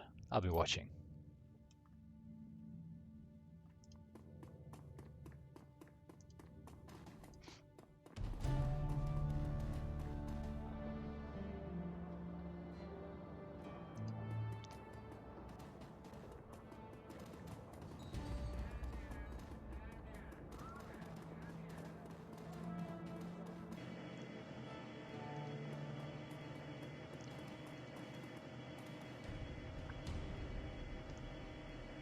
Call Iger and travel to Shatnest.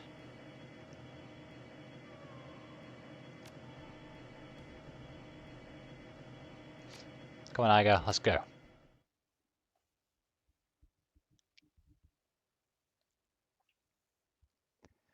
Shatnest. The key is next door to the cruise bazaar and an object lesson in anarchy gone wrong. Violent gangs rule the streets here, trading territory to the roar of gunfire. The streets are a war zone. As dangerous as Shatnest already is, it could be worse. The gangs are vicious but disorganized. They pose little risk to their neighbors. With little more than a makeshift barricade and a few volunteers, the cruise bazaar has successfully insulated itself from the chaos of its neighboring kiers. The engineer could change all that. He has to be stopped, and the F-state as a whole needs to be alerted to what his clients are trying to do. It's up to you and Iger to make sure that happens. Well, okay. Let's give her that good shotty again.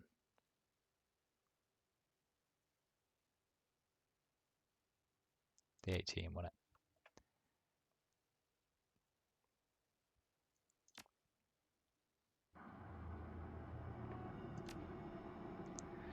As you near the edge of the cruise bazaar, the familiar pissant asphalt stench of Shatnest crawls into your nostrils and sticks in the back of your throat. The dilapidated husks of burnt-out buildings loom above you, giving the place an air of menace. I was hoping I'd put this place behind me after the Humanis run. Yeah, I'm with you there. She wrinkles her nose. The funny thing is, a syndicate presence might actually help Shatnest. In the short term at least. They clean up the streets if nothing else. Don't tell me you're changing your mind. Not for a second. A syndicate, any syndicate, in Shatnest would be a disaster for the cruise bazaar. Let the people on the other side of the gate deal with their own problems. I won't allow my home to be endangered for their sake.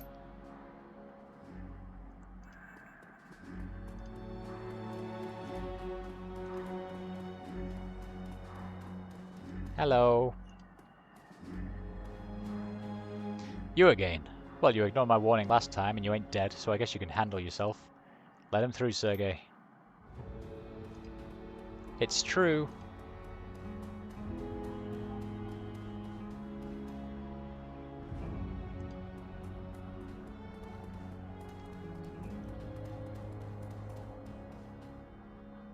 The cardboard box is filled with makeshift bedding. A homeless person might be using it to keep warm at night. You find a basic, uncertified cred stick underneath the pillow. Yeah, steal from the homeless, why not? Feel like a good guy right now. A very, very good guy.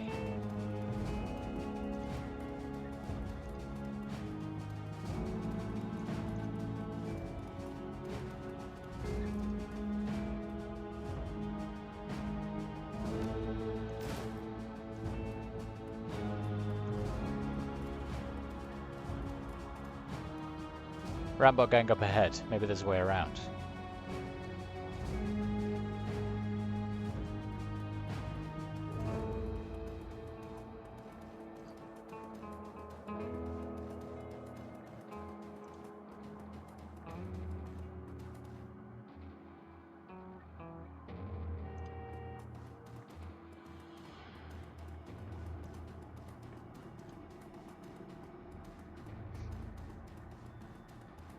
Man. What? What do you want? I'm new in town. What's hot around here? Nothing. Not a goddamn thing. All there is to do in Shatnest is get your ass beat by gangs until you decide to join one. Which gang are you in? I'm still in the former camp. I've heard what the Rambok do to haze new members. I'll take getting pushed around every once in a while over that. Looking for some info? I bet you are. I've seen your type before. You're probably looking for someone, or looking for something that's been stolen. Either way, the Rambok won't be happy about you sticking your nose into Shatnest. Alright, alright. Hello, lady. I got pots and pans. You need pots and pans? No, but some info would be nice. You seen any new friends of the Rambok show up lately? Yeah, sure I have. What's it to you?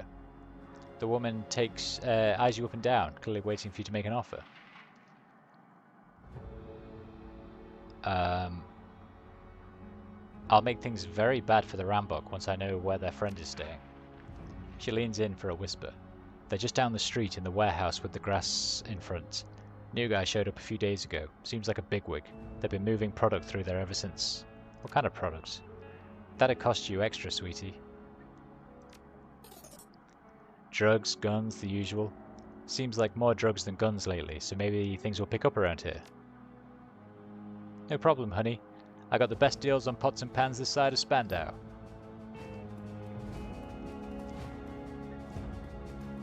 Okay, warehouse with grass in front. And just for the sake of knowing what's what, can I run in here?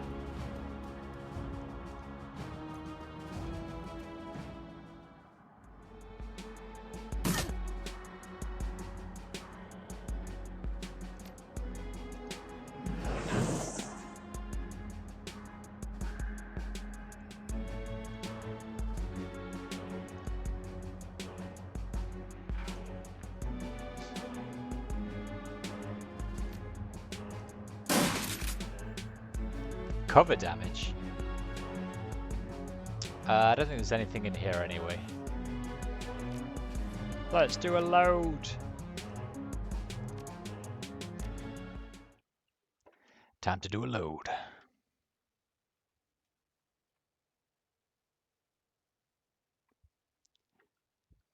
Let's avoid street fights where we can.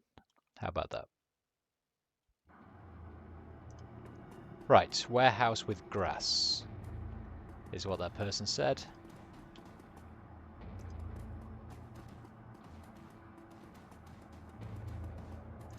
Which probably isn't up here. So I guess it is down here.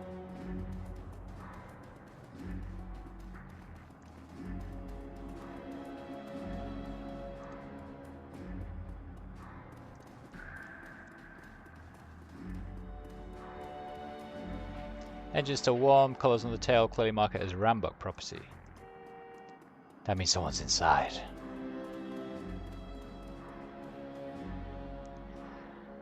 The warehouse door is windowless slab of reinforced densiplast. The keypad entry system sits to one side. Bypass, obviously. The door unlocks.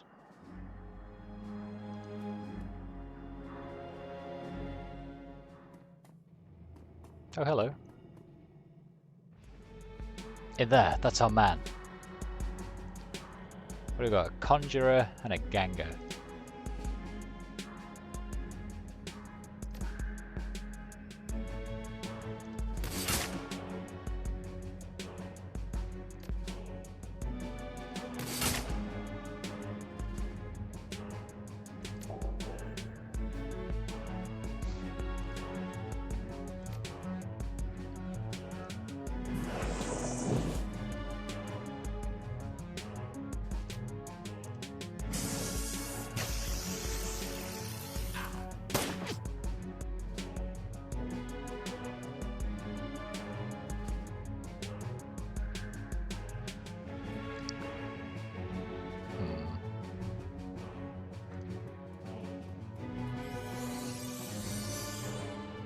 Let's get in this lovely little ley line, huh?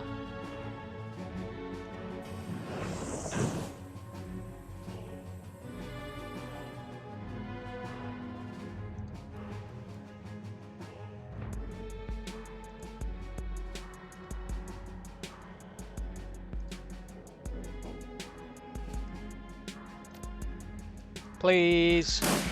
Bugger.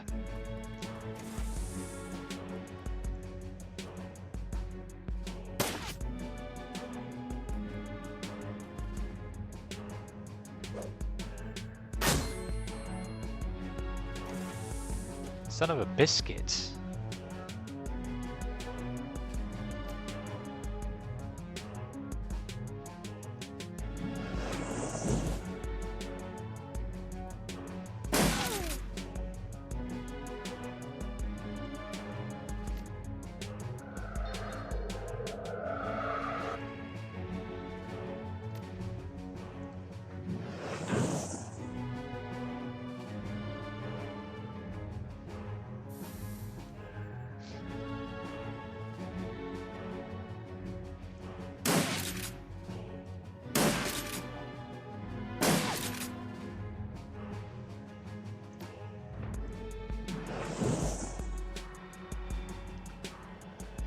You so dead.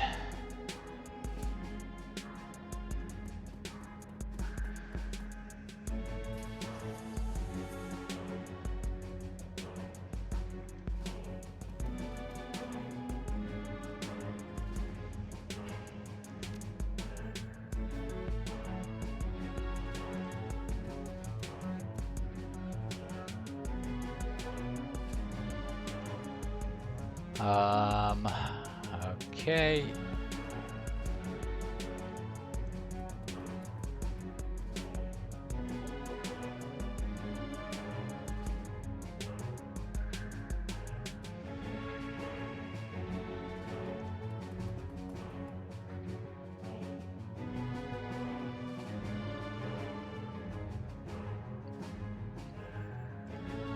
Why can't I step up to the door? I want to go to the door.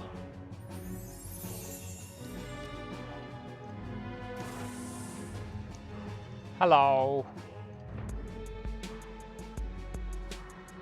What are you? A mage and a lieutenant. I think the mage has got to go down first, probably. Well, hot damn. Hot diggity dog. 1.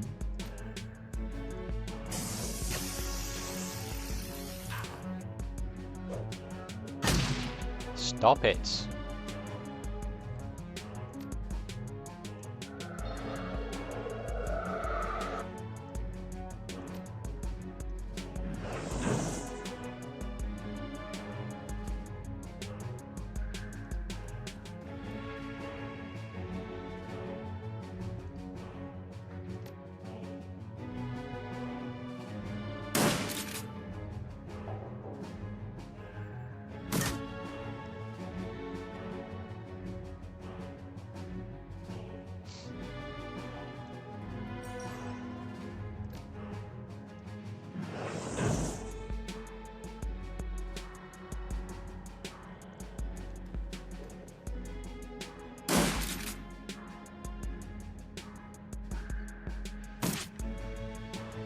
I do wish she would stop running away.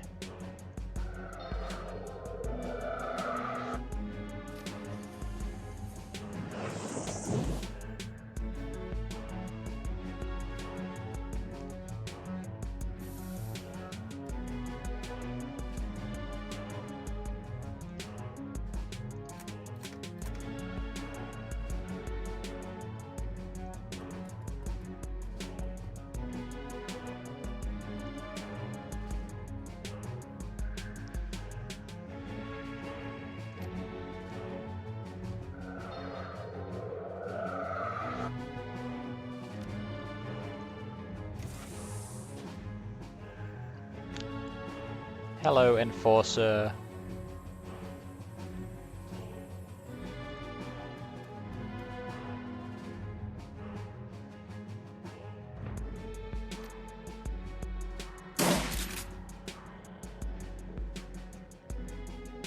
Let's remove your AP as much as possible, huh?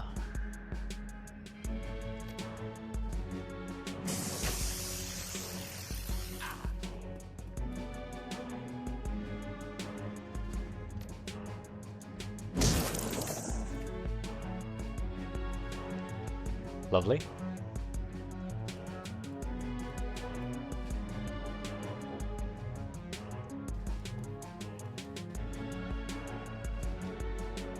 Now let's go and check down here real quick.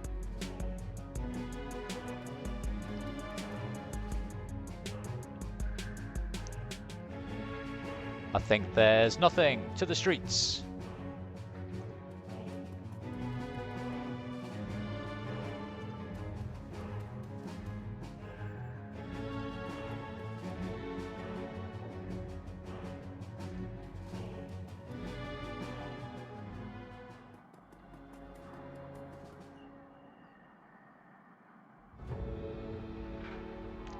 The engineer must survive, but don't let him escape. Huh? Okay, let's save the game. The engineer must survive, but he's not allowed to escape. How do I stop that from happening?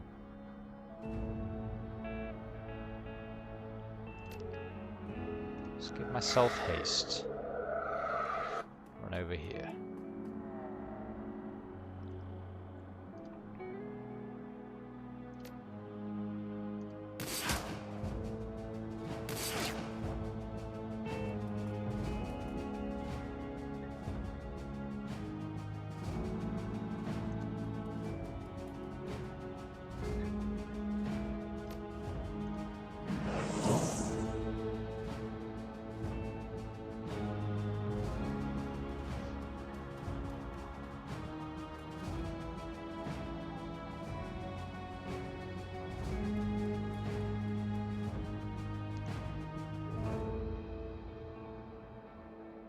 So if I kill him, is it mission failed?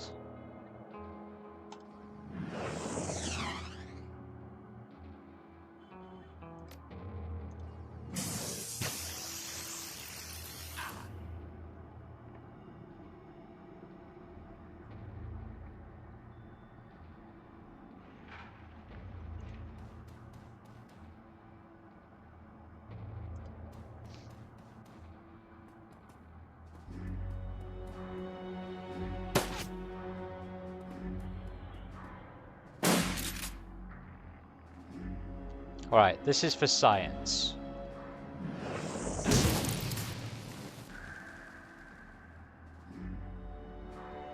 Okay. Okay.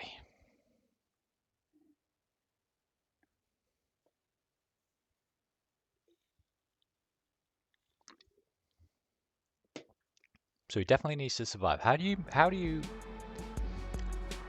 not let him escape then?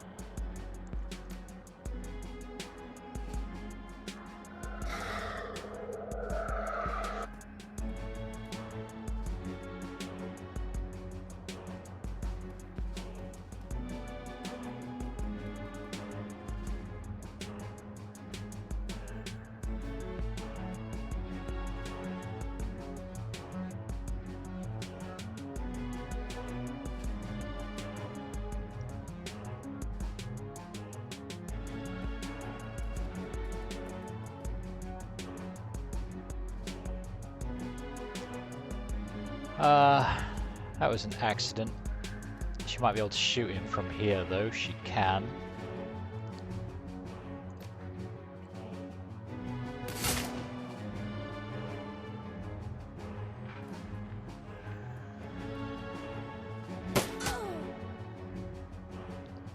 Well done.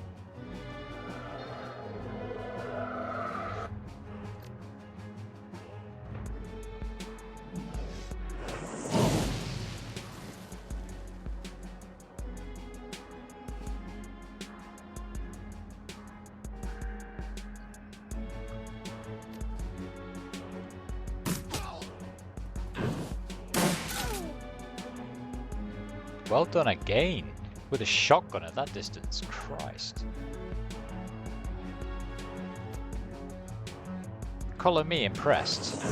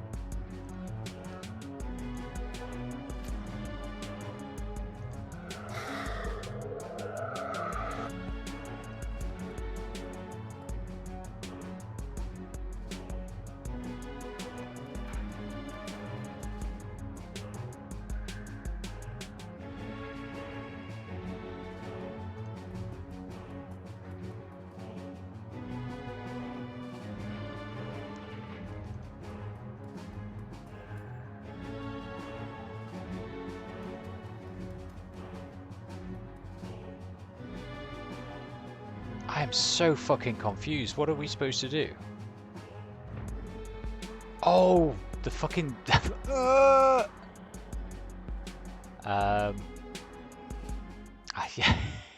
I can't read apparently. I completely forgot we got that item.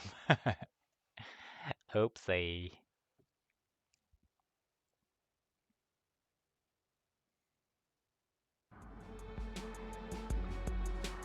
Right. Item.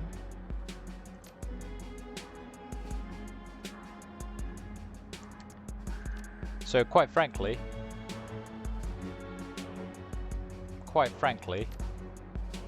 haste on myself. Run.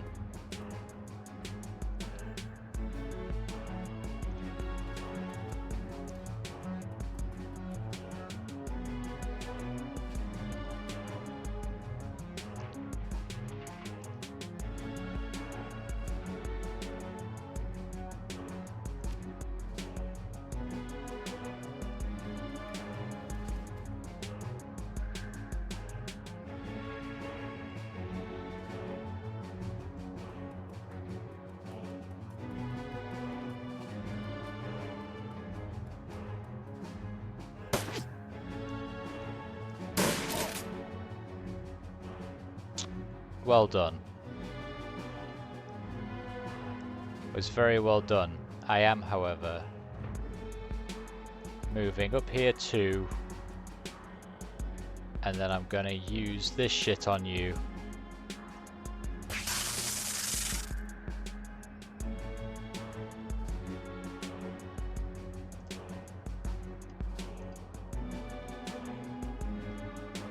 You're now...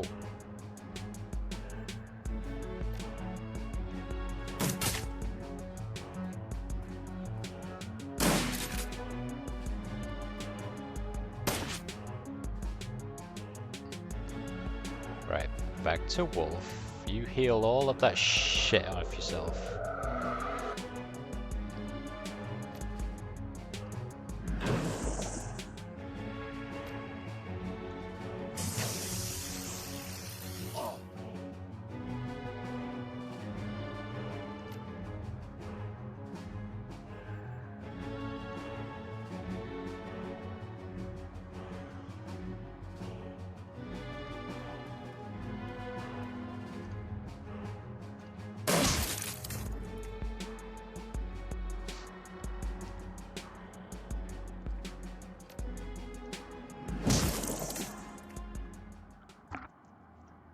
Help me drag this guy back to the warehouse. We're going to find out what he knows.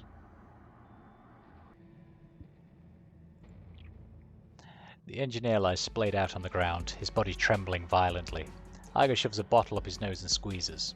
The engineer shudders violently, then the trembling begins to subside. She glances at you. An aerosol BZD to help treat the seizures. Bannock was kind enough to include it in his goodie bag. It won't last long, but it should give Yuli here enough muscular control to answer a few questions. The engineer's voice comes out in a trembling stutter. Fuck you, troll. Igo raises an eyebrow. See, he's talking already. The engineer's eyes burn with hate. Beads of sweat dot his brow as he struggles to control the tremors that rack his body. He takes a deep breath, holds it, and releases it slowly. The trembling begins to subside. Punch him in the gut. The wind explodes out of the orc's lungs as your fist slams into his belly. His breath stinks of harissa and garlic. After a few panic seconds, he manages to gasp out a word. Bastard! Hit him again. Language. You slam your fist into the bridge of the engineer's nose. His head whips back, then comes forward again. Blood streams from his nostrils. From the shape, you guess that it's broken in at least 3 places. You hit hard, elf. Good on you. You've got muscle. I can respect that. Free piece of advice from me to you. Kill me here and now. Do it quick. Because if you ever get off this floor, your muscles will not save you. Or your she-troll friend.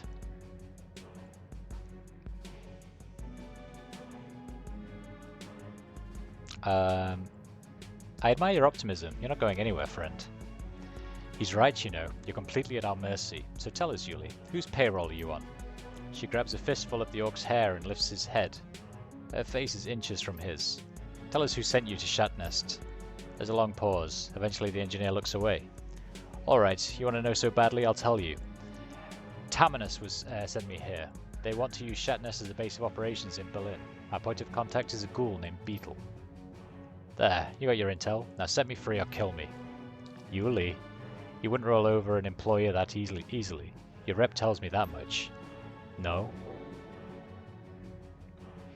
No, Iger's right. You're jerking us around. You wanted a name? I gave you a name. Want more? I can give you those too. I can name you 100 clients who'd love a piece of Shatnest. How do you intend to determine who really sent me? I've got a couple of ideas. You can try beating the truth out of me. You can try cutting on me. Get creative with the pliers if you like. Every time you hurt me, I'll give you a different name. Torture me or don't. It'll all end the same way.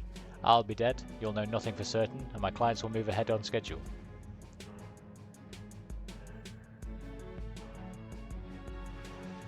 Cooperate, and maybe it doesn't have to end that way. Maybe you'll get out of here alive. You think I'm delusional, man? I'm already dead. The she-troll beside you is going to put a bullet in my brain as soon as she gets what she wants. Just look at her. Take a long look at that ugly troll face. She's just aching to put me in the ground. Iger's hands bunch into fists. She's still smiling, but you can feel the heat of hatred behind her eyes. You've got bigger issues to worry about than my face, Yuli. If you don't start telling me what I want to hear in the next 30 seconds, this is going to get messy. You know, Iger, I'd like to tell you a story. We share so much history, you and I. This is a funny story. It's a story about your time in the KSK, a story about futility. I can tell you all about the many lives you've touched, and about how the syndicates touched them again afterwards. Would you like that? There's a long pause. Eventually, Iger turns to face you. Wolf, do me a favor. Sweep the building for intel. Anything we might have missed on our way in. I'm on it. She shoots a disgusted glance at your captive. Don't worry, I will.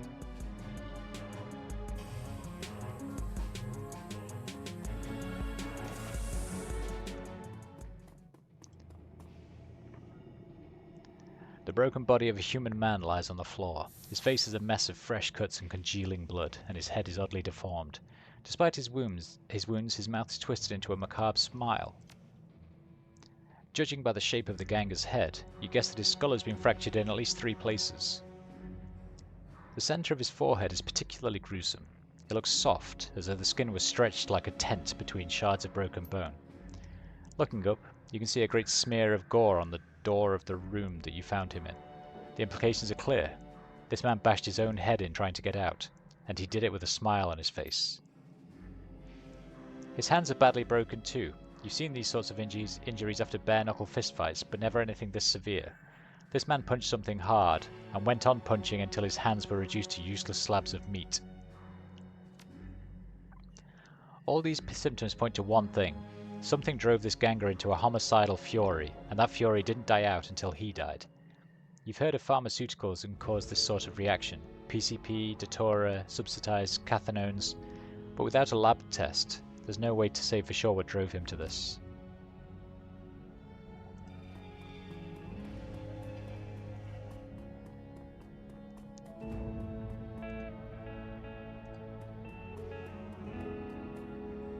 Chemical storage barrels, a light jostle shows they're completely empty. Looks melted. The cargo container was empty.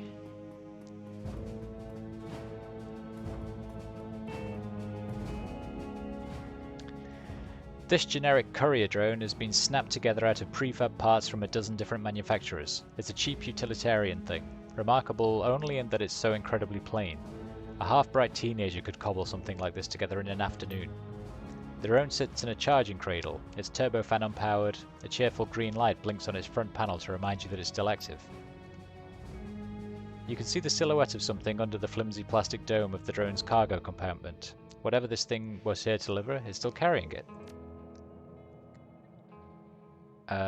You depress the catch on the container's plastic lid. Rather than swinging open, the lid slides back to reveal a touchpad. Looks as though this thing is password locked. Rig into the drone. Patching into the drone's OS via your remote control rig is simple enough, but you run into a hitch. Whoever set this thing up seems to have installed a number of anti-theft safeguards to prevent unauthorized access. You could attempt to slip past them, but there's no telling what would happen if you tripped one. Whoever put this thing together was good, surprisingly good, but not as good as you. You slip past the drone's safeguards and within seconds its functions are yours. The plastic lid of the cargo container pops open with a click. Inside you find what appears to be a homemade SimSense chip. It sits securely in a custom-made plastic bracket. You pop the chip out of the bracket and pocket it. A few seconds later, an angry hissing sound comes from somewhere deep within the drone. As you step away from the drone, the hissing sound grows into a roar. Bright white sparks spit out from the drone's melting chassis and streak across the room. You've seen this kind of reaction before. Thermite. Whoever built the drone must have wired it with a self-destruct device. Within seconds, all that's left of the little drone is a molten wreck on the charging cradle. Foul-smelling smoke pours from the remains. You steal another glance at the chip that you recovered and turn away.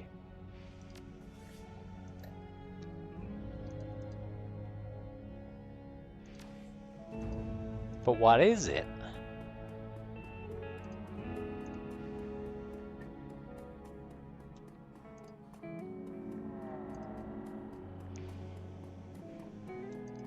Let's go do some more investigating.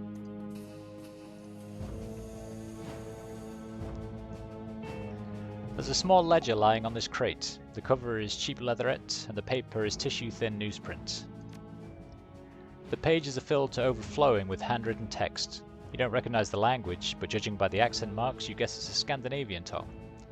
While you can't read it, the arrangement of the text tells you that the ledger is primarily being used as an address book.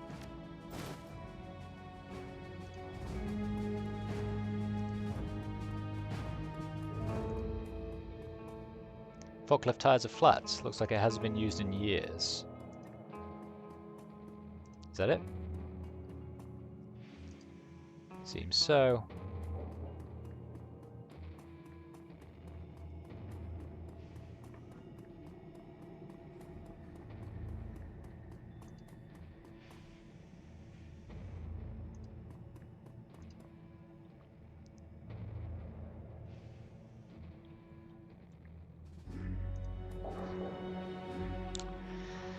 As you approach, you can see the engineer's chest is sheeted with blood.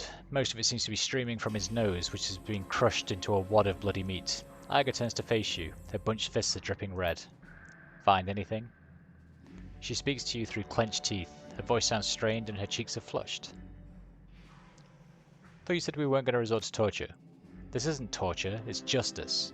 If you knew half of what this bastard has done, if you'd heard the things that he just told me, you'd do the same.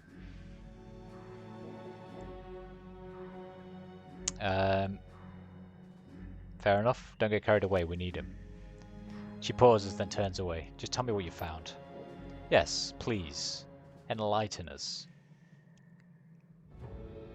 I found this ledger. I don't recognize the language, but it looks Scandinavian. Iga leafs through the journal, quickly flipping the soy-stained pages. Norwegian, maybe, but I'm thinking that this is written in bokmål, which is Norwegian. Huh. I can't read it, but it looks like a shipping manifest. I can read it. Yeah, something like that. There are a lot of addresses in there. She rifles through the pages, flipping the cheap paper with her thumbnail. Looks like addresses. All the way through. Some are annotated, but I can't see any names. 2/3 of the way through the book, she stops short. Find something interesting? Wordlessly, she turns the journal around. At the top of the page, written in a different hand, is a single word. It's written in English, but you can understand it all the same. Wednesday. She nods. Yeah, not particularly helpful without a date, but I guess it's something. Of course, Wednesday might not refer to the day of the week at all. It could be code for something. Taken out of context like this, it's impossible to say. So what do you make of it? This should be good. Iga ignores him. Her gaze remains fixed on the book. It might be nothing, or it could be that he's back in bed with the Lobachevsky Syndicate. The engineer holds his silence. Say nothing. Did you find anything else? We need to be sure about this before moving forward. There are a pair of courier drones in the other room. No markings. They look custom built. One of them had been slagged, but the other had this chip in its storage compartment. When you produce the chip, the engineer's eyes widen slightly. He turns his head and a cough wrecks his body. Interesting. This means something to you, Yuli. Iger takes the chip from you and holds it up to the light. No identifying markings. I've seen enough BTLs in my time to know one when I see it, but this is different. It's been modified somehow.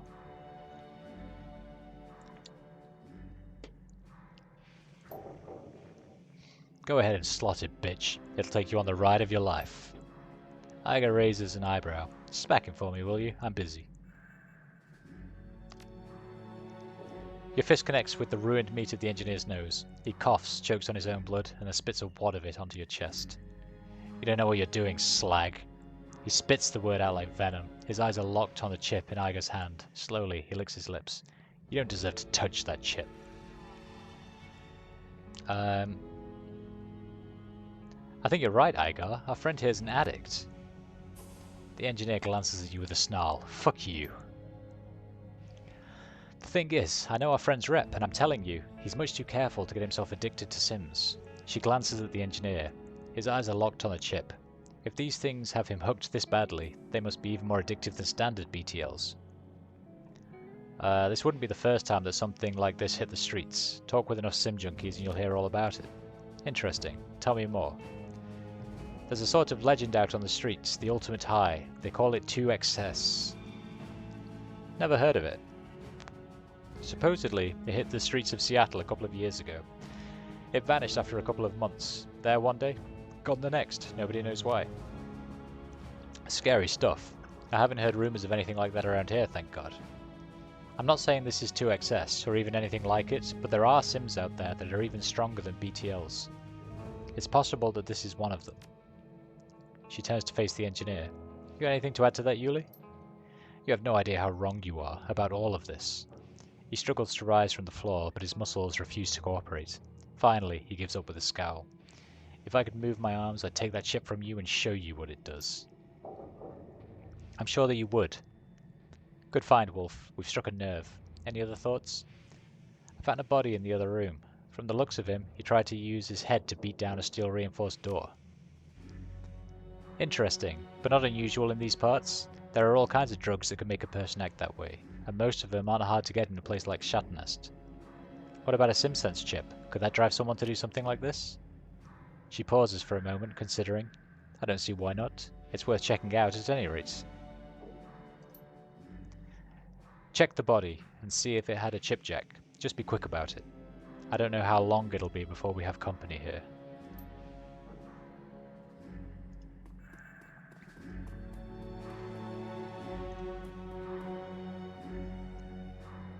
The ruined body lies crumpled on the floor. Search for the missing chip.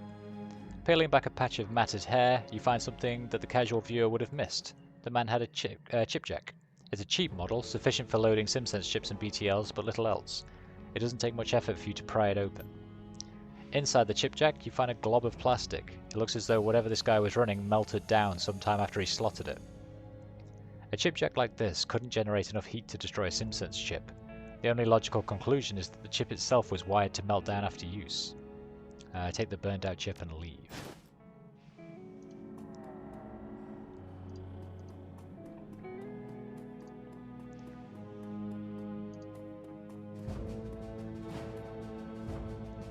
The engineer's eyes remain locked on the chip. His face has gone pallid white and his shirt is drenched with sweat. His eyes bulge and his breathing's heavy.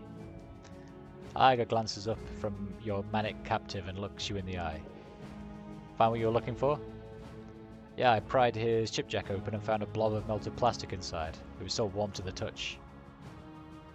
Iger examines the remnants of the chip in your fingers.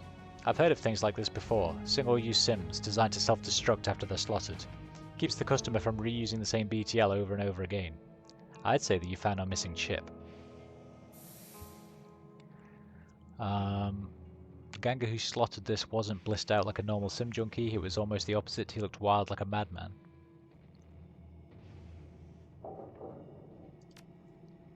Madman? The engineer lets out a chuckle. It's a hoarse barking sound. You don't know a damn thing.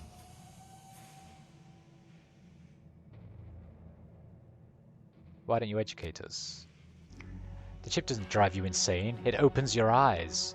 His voice grows in volume, becomes ragged. Slot one, and you become a god. Iga stares at him, her expression flat. The engineer sneers. I too was a skeptic. Then the wolf caught me. I did catch you, yes. How very perceptive of you. Then the wolf caught me, and the raven opened my eyes. And now, at last, I can see.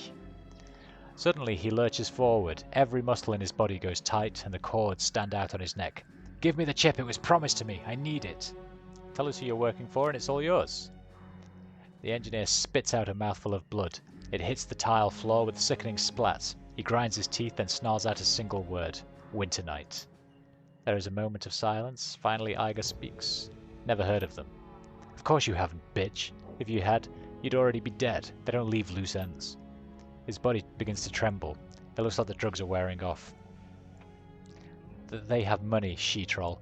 Money and influence enough to put the syndicates to shame. Even I cannot say how much, but I do know that what I've seen is just the tip of the spear. Alright, let's say that you're telling the truth and some sort of secret society is behind this. What do they want with Shatnest? They do not tell me these things. All I know is that they want to store things here. Crates, boxes, shipped in from all over. No cargo inspections, no traces back to them. What are they shipping? Weapons? Drugs? More of these BTLs? He eyes her incredulously. You think that I asked them? It's not my place to know. All that I know is that is what was promised to me. Give me the chip. You promised. He promised you the chip. Iga smiles at the engineer. Slowly she pulls a knife from her belt. Its serrated edge glints in the light. I, on the other hand, didn't offer you a goddamn thing. She's got you there. Iga leans in to look at the engineer in the eye. She grins. Goodbye, Yuli. She plunges her blade into the engineer's throat. The orc lets out a startled, gurgling sound, thrashes and dies. Iga wipes her hands clean and looks up, an expression of grim satisfaction on her face. Well, that takes care of that. Thanks for the assist, fearless leader. Any time. Ready to head back to Cruise Bazaar? We need to let the F-State know about this. Hang on a second. We should search the body first. Who knows, maybe he had some additional evidence on him. Or in him. She taps a finger against his forehead. Could be that he has hardware storage. We won't know until we go digging. Okay. Time passes. The job is long and unpleasant, but eventually you find something. A hidden storage compartment in one of the engineer's cyber arms. Deactivated as his cyberware is, it takes some prying to get it open, but Iga leans in and puts some muscle into it. With a metallic snapping sound, the compartment yaws open. Iga reaches in and pulls out a cylindrical object about the size of a beer can. She inspects it, and a smile creeps across her face. Does that mean something to you? Yeah, actually, it's a pulse grenade. The last I heard, the Russian military were developing them as crowd dispersal devices, but that was years ago. Looks like Yuli kept a memento of his time in the Spetsnaz. She examines the grenade with a critical eye. Looks like typical Russian engineering, clunky but functional. If I took this thing apart, I bet that I could figure out how they made it. Well, you've got what you wanted. Let's get the hell out of here. She dips her hand into the secret compartment one more time. Just a second, I think there might be... Without warning, the engineer's cyber arms begin to twitch. His body bucks convulsively whilst his dead eyes stare straight ahead. Iga snatches her hand back and steps backward. What the hell? The engineer's body surges forward, a violent convulsive motion. His eyes bulge out of his skull, then his chest evaporates in a spray of light. As you watch, the chemical fire that rages from the engineer's body blackens his flesh and spits sparks across the room. At the same time, it's the same reaction that you saw when the drone went up, a thermite reaction. His employers, Winter Night, they must have implanted that thing in him. Yeah, I must have. I'm willing to bet that if we hadn't used the cyberware deactivator on him, he'd have gone up before he had the chance to spill any names. If you were looking for further proof, I think that this was it. Yeah, looks that way. Let's go. People need to know about this.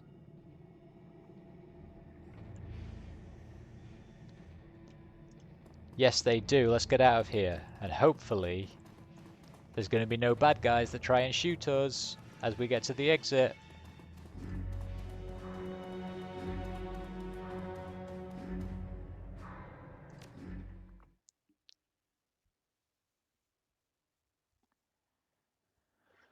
The U-Bahn whisks you back towards the Cruise Bazaar. Iger standing by your side. The image of the engineer's body disintegrating in flame replays itself over and over in your mind. The bright flash, the shower of sparks, the overpowering stench of sizzling meat.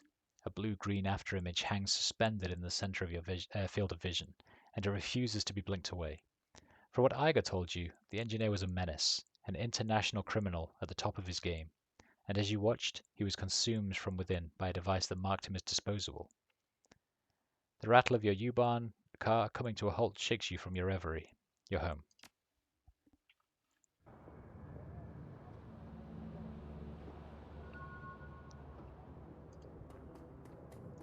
Well, Sam?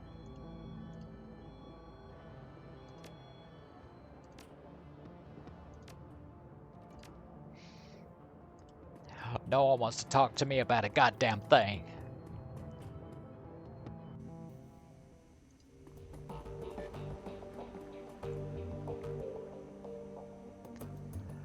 At the sound of your approach, Blitz stubs out his cigarette, gives you a curt nod. Wolf, I'd offer you a smoke, but that was my last one. Any thoughts about the last run? How's the whole Emily situation work out? Turn up anything new? Well, yeah, sort of. It's mostly speculation, truth be told. What's the deal? Is she working with the Azzies or what? No, I don't think so, but I do have a new lead. After our talk, I went wading into all of the Az Technology Matrix hubs that I could find. Nothing too deep, don't worry. I didn't want to set off any alarm bells. But I had a hunch that if I poked around long enough, I'd find something that might lead me to Emily. And sure enough, I did. A message from the genuine article herself. She messaged you? Sure enough, she sent me a note. Want to hear what it said? He presses forward without waiting for a response. I'll tell you. The note said, and I quote, "Lay off, Blitz. I told you to leave me alone. You've shown admirable self-control over the past year. Please don't give up on it now. I'll be back when I can, if I can. Until then, keep away from me for both of our sakes." So I found her, and she wants nothing to do with me. Again. No explanations, no apologies, just a verbal pat on the head. I've shown admirable self-control. Really? She makes it sound like I'm a toddler or something. So did you lay off, like the message said? Hell no. I wasn't going to stand for that. Where did she get off stealing from me and then acting like it was my fault? I tried to trace the message like any good Decker would. And did you succeed? No, she's good, Wolf. Better than I ever thought she was. I couldn't trace a damn thing. I could keep digging, though. I mean, if she noticed me doing it before, I must have been close. Now, before you say anything, I was more discreet this time. I can be subtle if I have to. Nobody noticed what I was doing, and I did find another clue. I hesitate to ask. That's okay, I'll tell you anyway. I found a connection between Emily and Seda Krupp. So, do you think that she works for SK then? That she stole the encrypted data from you to give to them? Well, maybe. I don't know. It's confusing. I was also able to track down some message fragments connecting her to the Shockwellen writer.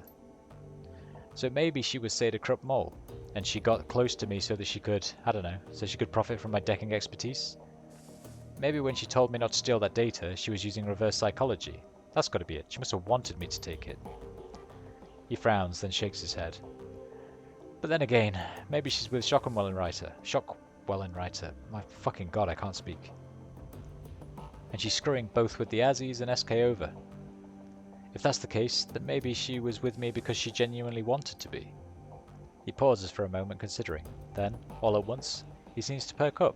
His chest puffs out, and he nods once decisively. In either case, I should make an effort to find her. I mean, she's playing a dangerous game, whether she's with SK or the Shockwellen writer. Maybe she's gotten herself in too deep, and she might need help. I mean, why else would she send me such a cryptic message?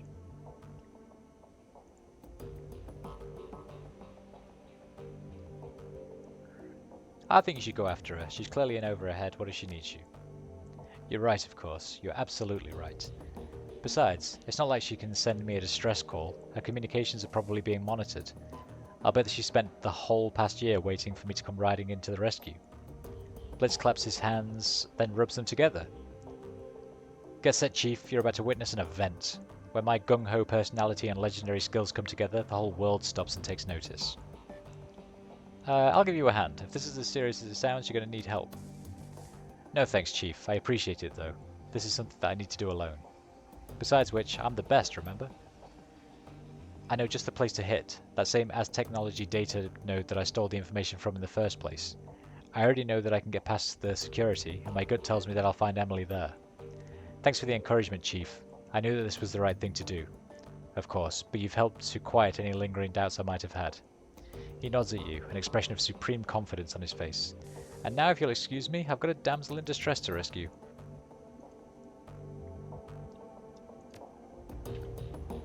Okay, good luck, Blitz.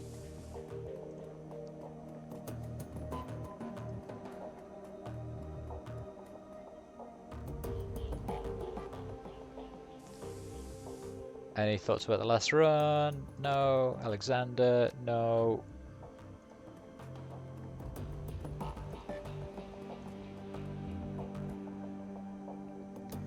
Got a job to prepare for.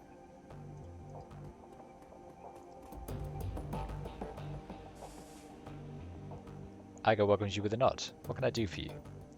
Any thoughts about the last run? We should talk about what happened with the engineer. Agreed. I'm ready to go over it if you are. So the engineer was working for a secret society. I wasn't expecting that. Neither was I. A part of me was still having trouble believing it, but it's true. Yuli wasn't lying. I could see it in his eyes. Have you been able to do any digging on Winter Night? No, there just isn't much reliable information out there. Whoever these guys are, they're very good at information control. None of my contacts could find anything but rumor and conjecture, and most of that's too crazy to even consider.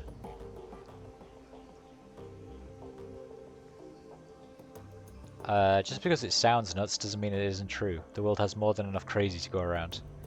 True, but what I've been hearing about Winter Night is straight up mental.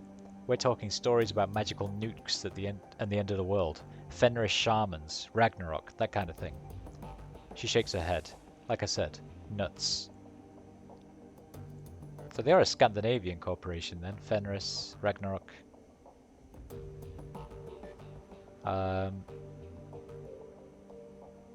Yeah, the most powerful corporation in the world is run by a dragon. Like I said, crazy things happening. Fair point, but this is just too far out there for me to accept. It's far more likely that if they release these stories themselves to throw people off whatever they're really doing. Anyway, we stopped them cold in Shatternest. Whatever their business is, whatever was going to be in those crates that the engineer was having shipped there, it isn't our problem anymore. The Cruise Bazaar is safe, on that front at least. Yeah, and we've got you to thank for that. And you, don't downplay what you did back there. Anyway, we shouldn't let it go to our heads. We still have a dragon to worry about.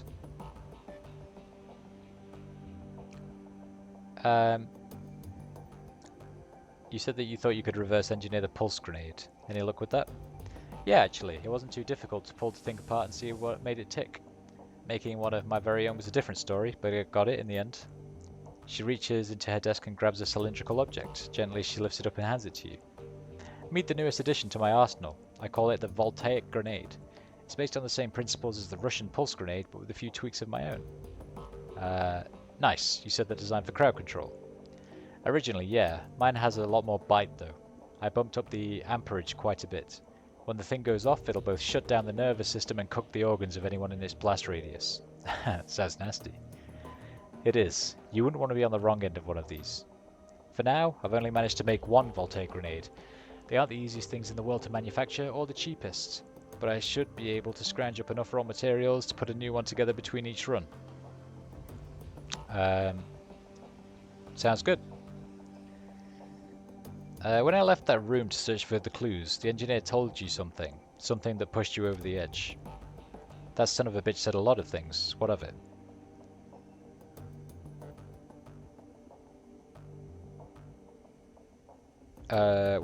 What do you think? I want to know what he told you. With all due respect, that's none of your business, Wolf. Isn't it? You beat the tar out of that man because of what he told you. As your team leader, I need to know why that happened. Takes her a long time to respond. When she does, her voice carries a tone of resignation. You really want to know? Alright, fine, I'll tell you. He told me about a bunch of Polish towns that my unit swept for syndicate activity. He told me how the mob poured back right after we left, and what they did to the people who'd accepted our help. He told me about the beatings, the rapes, the killing rooms, and the torture, and worse. He relished in describing it, the relentless, hideous barbarism of it all. all meant to teach some sort of lesson. I think that's the cruelest part of this entire story. Those people, they didn't need a lesson in how terrible life can be. They live with that every day. Yuli seemed to find all of this hilarious. Yeah, I know that he was pushing my buttons on purpose, and yeah, I know that he was trying to make me lose control, but the hell with it, he deserved a good beating. Yuli didn't pull any punches, so I didn't pull any punches. And if you have a problem with that, you can go and get fucked.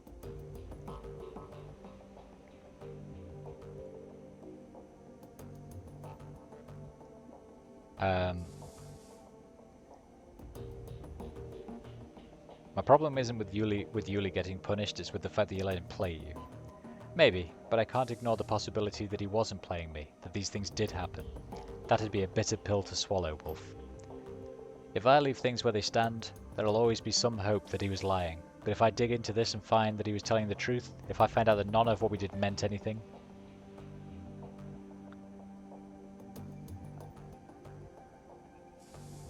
you can't just leave it like this, a question mark. I know you, Igar. You're too strong to run from the truth. I'm not running from anything, fearless leader. I'm going to look into this wherever it leads me. But I'm not going to do it today.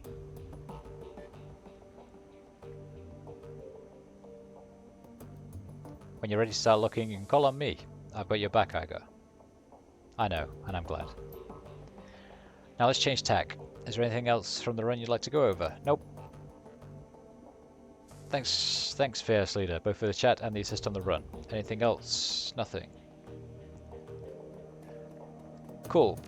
Right, what have we got that's left? So we've got the OTK officers, we still need to do that, and we've got Glory's run. Which I think we'll pick back up on tomorrow night. How does that sound? I am going to enjoy a well-earned beer and go watch a movie or something. Thank you for watching, guys. It has been pleasant as always. Look forward to you gracing me with your presence once again, probably tomorrow night as we play more Shadowrun. Thanks very much, guys. I will catch you later. Goodbye.